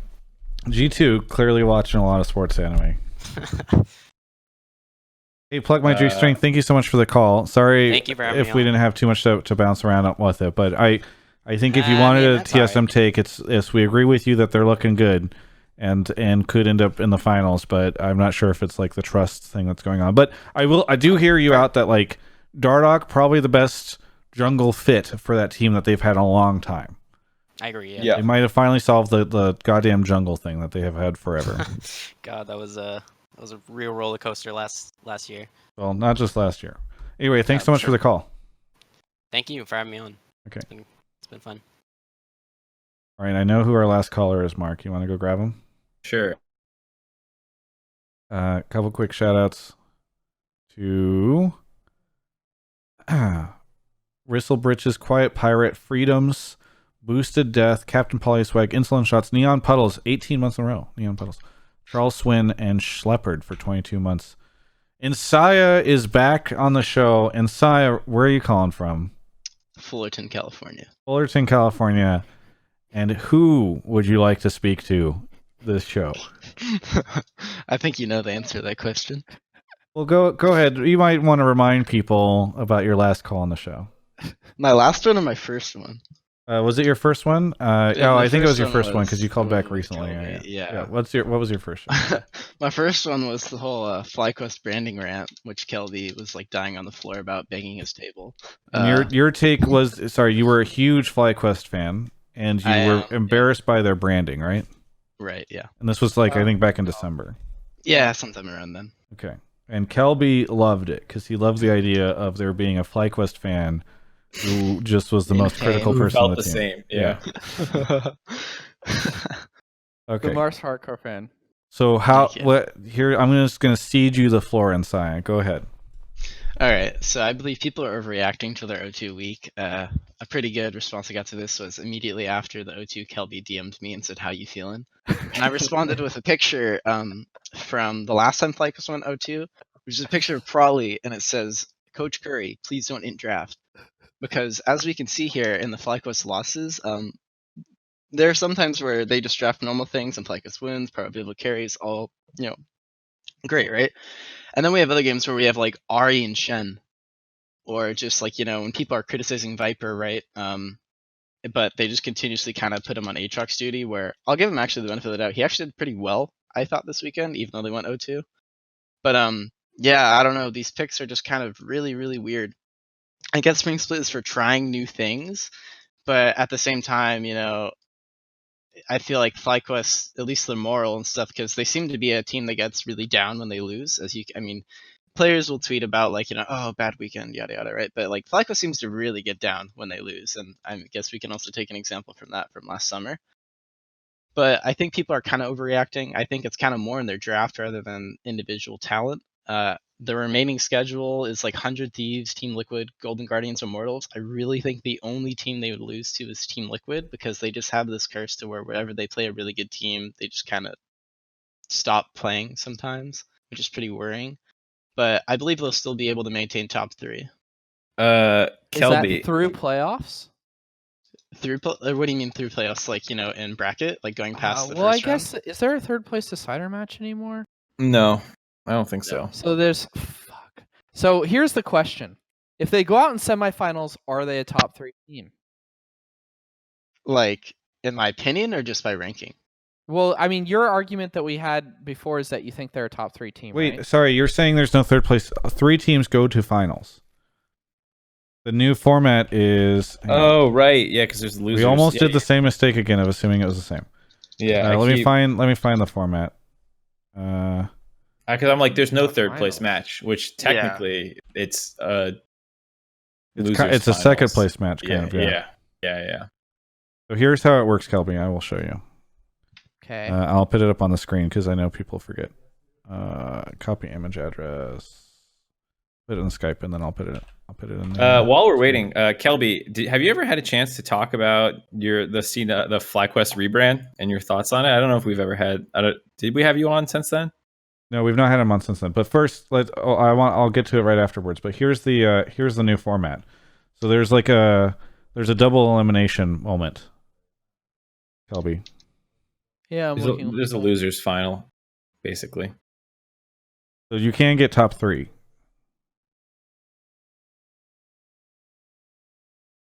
Interesting. If you want to react right now or say something, that'd be good, because podcast gotcha. listeners All are right, freaking out if their audio's cutting off. Oh, can you hear me? Yeah. No, it was a joke. Continue. Oh, gotcha. So then getting back to my point, do you think that FlyQuest ends up a top 3 team? I think, yeah, they still can.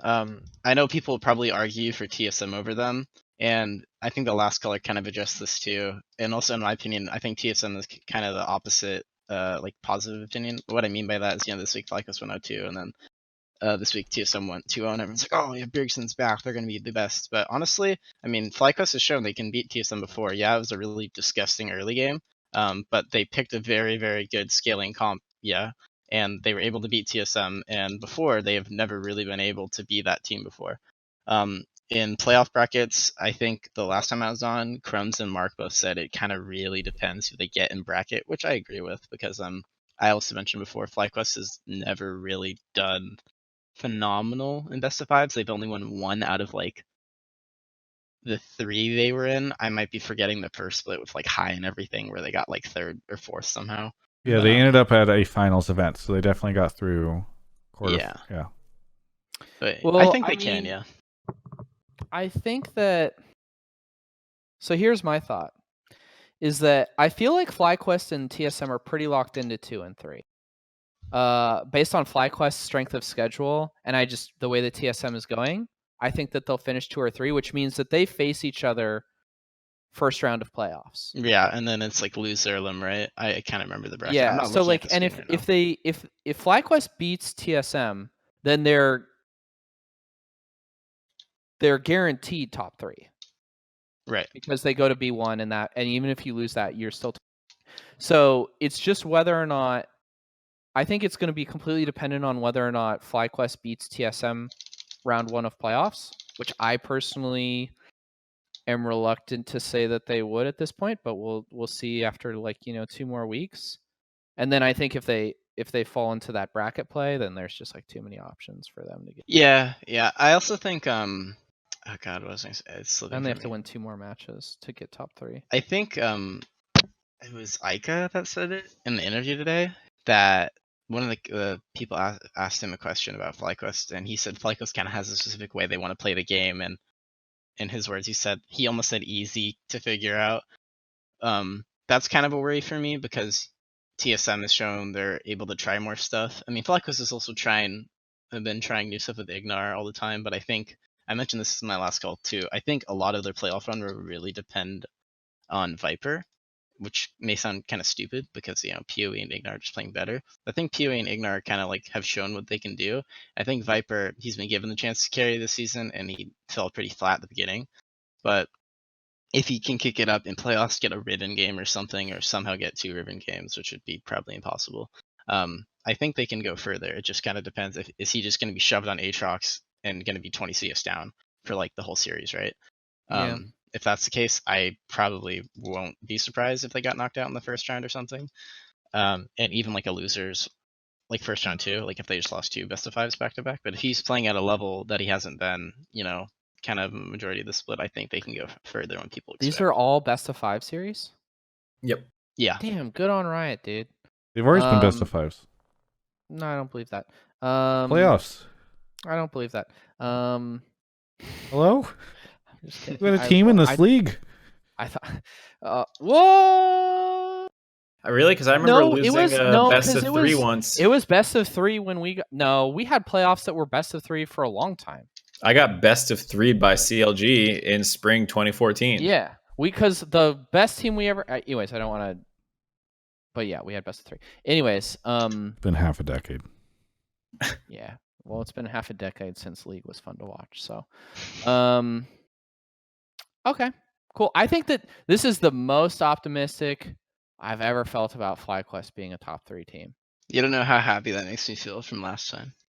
It's really hard for me to say that in a public forum, by the way. How do you think they're top 3 in branding? Yeah. So let's talk about They've branding. done a good job with this whole tree thing, right? Can we mute and go offline before I go into this conversation? Because you're embarrassed. No, I mean credit where credit's due. I think that they've here's the thing. We talked about this with EG before at the start of the season, right? The thing that we liked about EG is that they were picking a brand and finding an identity, right? FlyQuest. There were a couple of things I liked about EG. Continue. Yes, we've seen that. But FlyQuest has done something similar where they've picked something to, to attach your brand to, and they're sticking with it. And it seems to be getting positive reaction. So it's good. I think that everybody should learn from these examples and run with it, I don't know if their viewership's up on anything. There are, so this past week, Rishi, who runs the Twitter gaming stuff, tweeted that last month, for the first time ever, FlyQuest made it into the top most mentioned teams, top 5. Yeah, they were number 4. Third or 4? Fourth. They were ahead of 100 Thieves. Oh, okay. Woo! I mean, there you go. I mean, you would have never guessed them to beat out 100 Thieves in terms of most mentioned. Kelby. Good job, FlyQuest. Are they You're no actually longer doing a good job? Are they no longer Team Snickers to you? No, Dignitas is Team Snickers. Have you seen their fucking Verizon stuff? It makes me hurt so bad. And actually, I'm not going to talk about that publicly, but oh my god. Wait, you just talked about it publicly. No. I'm talking about I was going to talk about something else. About Dig? Yeah. Anyways, never mind. It's so embarrassing. I'm not coward. It's so embarrassing. Like the social media assets that they put out there that they like comes across in a report is like, hey, we did these tweets for you and like blah blah. Look at this is such a good integration of your brand into our team, and I just like imagine being so clueless on the sponsor end that you look at that and you think that is buying you any sort of goodwill within the community or that it's doing anything from your brand. Like that's clearly just like somebody internally going back and be like, hey boss, look at, I got X impressions against this thing. And somebody goes, oh, okay, that's cool. Good job, Timmy. Esports is really working for us. Or it's actually. I mean, it's probably just an agency buy, right? They just put it as a media thing in a spreadsheet. Yeah, it's so bad. It fucking sucks. Kelby, I forgot to mention on the first call. Along with Snickers, there was another one that got actually a lot of attention from back in the dark days of FlyQuest branding. They had a series, I think it was like a stream clip of Doublelift. He was like said something like FlyQuest is really bad or something, or they're just really cringy. And the FlyQuest Reddit account responds with, "Oh, here at the FlyQuest organization, we had a good chuckle. Thanks, Doublelift." Oh yeah, no, I remember that. Peter flamed them, and frankly, I wonder where Peter got the idea to say FlyQuest is such a joke of an organization. Who would put that in his head where he would spout that out on the LC on his Twitch stream? That's so I remember weird. This so clearly now. Holy shit. Yeah. And FlyQuest was like trying to be the good old. I love, and I think, I think the I don't know. Huge props to FlyQuest. Huge props that they've made it into top most talked about teams in the LCS, and beating out 100 Thieves. I think that's a huge deal. I think Trisha's been killing it over there. I've been really excited with what they've been doing. I think they're like, I was, because of where they'd been for the past several years, you look at the flower stuff when it first starts to come out and you go, oh God, what is this? And then you see, you're like, actually those jerseys are unique. And it's kind of like a bold move that other teams wouldn't do. And it like actually is a cool brand. Like, even if you don't like what they are selling, you can at least say like, okay, this has value to somebody. I was the biggest skeptic when we were like in a little branding meeting at the LCS and they were explaining like what some of the team ideas were, and like, I saw like Go Green show up and I was like, oh, I like groaned. I was like, I don't think like gamers are going to identify with this, but they found a way to make it a meme, and if you can make memes, it doesn't really matter what, like as long as you can connect it with the fans. So like, Go Green it's pushed a ton of like really cool like teams are all doing their own little initiatives and stuff. I think it's really cool. Yeah, so I think they deserve a lot of credit. Yeah, they've done a good job. I thought that this call was going to be spicier, but it was basically the FlyQuest fan inside coming in and saying, I think they're going to be top 3, and Kelby going, I guess maybe. I think it's. I don't think they will be top 3, but I think this is the best shot they've ever had, and I think they'll finish the regular season. Who do you think is going to be top 3, Kelby? I mean, I think C9 TSM are top 2. EG? Kick. EG top 3? I don't know. It's really hard for me to pick the third team, right? I feel like EG is just kind of. It's like Jack agrees. He says EG. He says EG with the comeback. Damn, that'd be funny to see them in the finals versus each other. C9 versus C9. I think it'll be C9 TSM final right now. That's my feeling. But... Nicole spamming Kelby emotes in the Twitch chat. That's gotta be painful. Oh yeah, I forgot I'm biased against EG, or I'm biased for EG too. So. Because of Phil? Because of Phil and Nicole. Oh. But I'm also biased against them because of Greg, so I don't know. Jesus, I'm just kidding. That's a joke. And on that note, Inside, thanks so much for calling. Anything you want to say as we wrap up the show? Yeah, actually, Kelby, it's nice talking to you again. I appreciate Your DM, dude. You guys really DM each other? Kelby, did you go find him and DM him to mock him? I found him. You found him, and then Kelby stays in line. Nice. Yeah, and then to Travis, I actually just changed my major to communications. So nice, dude.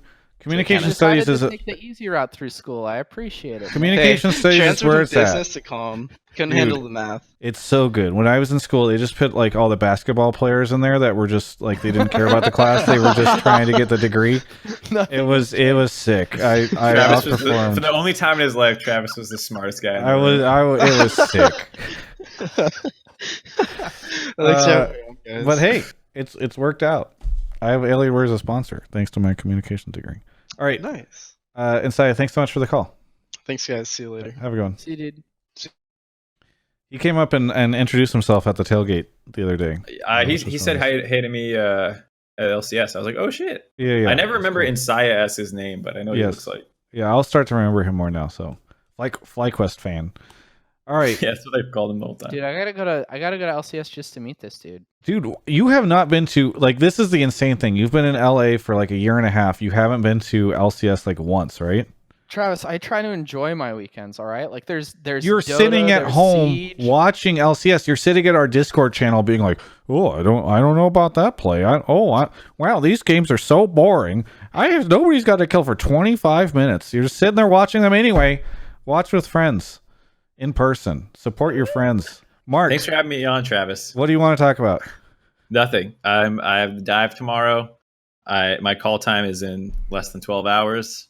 I need a shower. I need to eat dinner. That's true. No way you could get there in time if you need a shower. What the fuck? Yeah, dude. I got no sympathy. I got 12 hours. My call time is in 9.5 hours. No, that's a lie. 11.5 hours, I must say.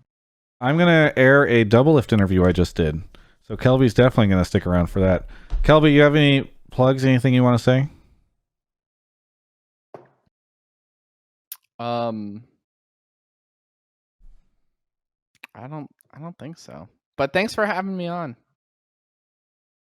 Great. There's nothing? Rip 12 hours. That was the get off work. I don't. Yeah. So anticlimactic. Sorry. All right. Well, anyway, I've got nothing either. Thank you to Alienware. Thank you to Head and Shoulders. Great bounty. Really did well. Thanks everyone for sticking around. I'm gonna play a double lift interview on stream, and then Nicole might actually play a game with me on stream. We'll see afterwards. We're gonna find out. Thanks everyone. This has been Hotline League episode 112.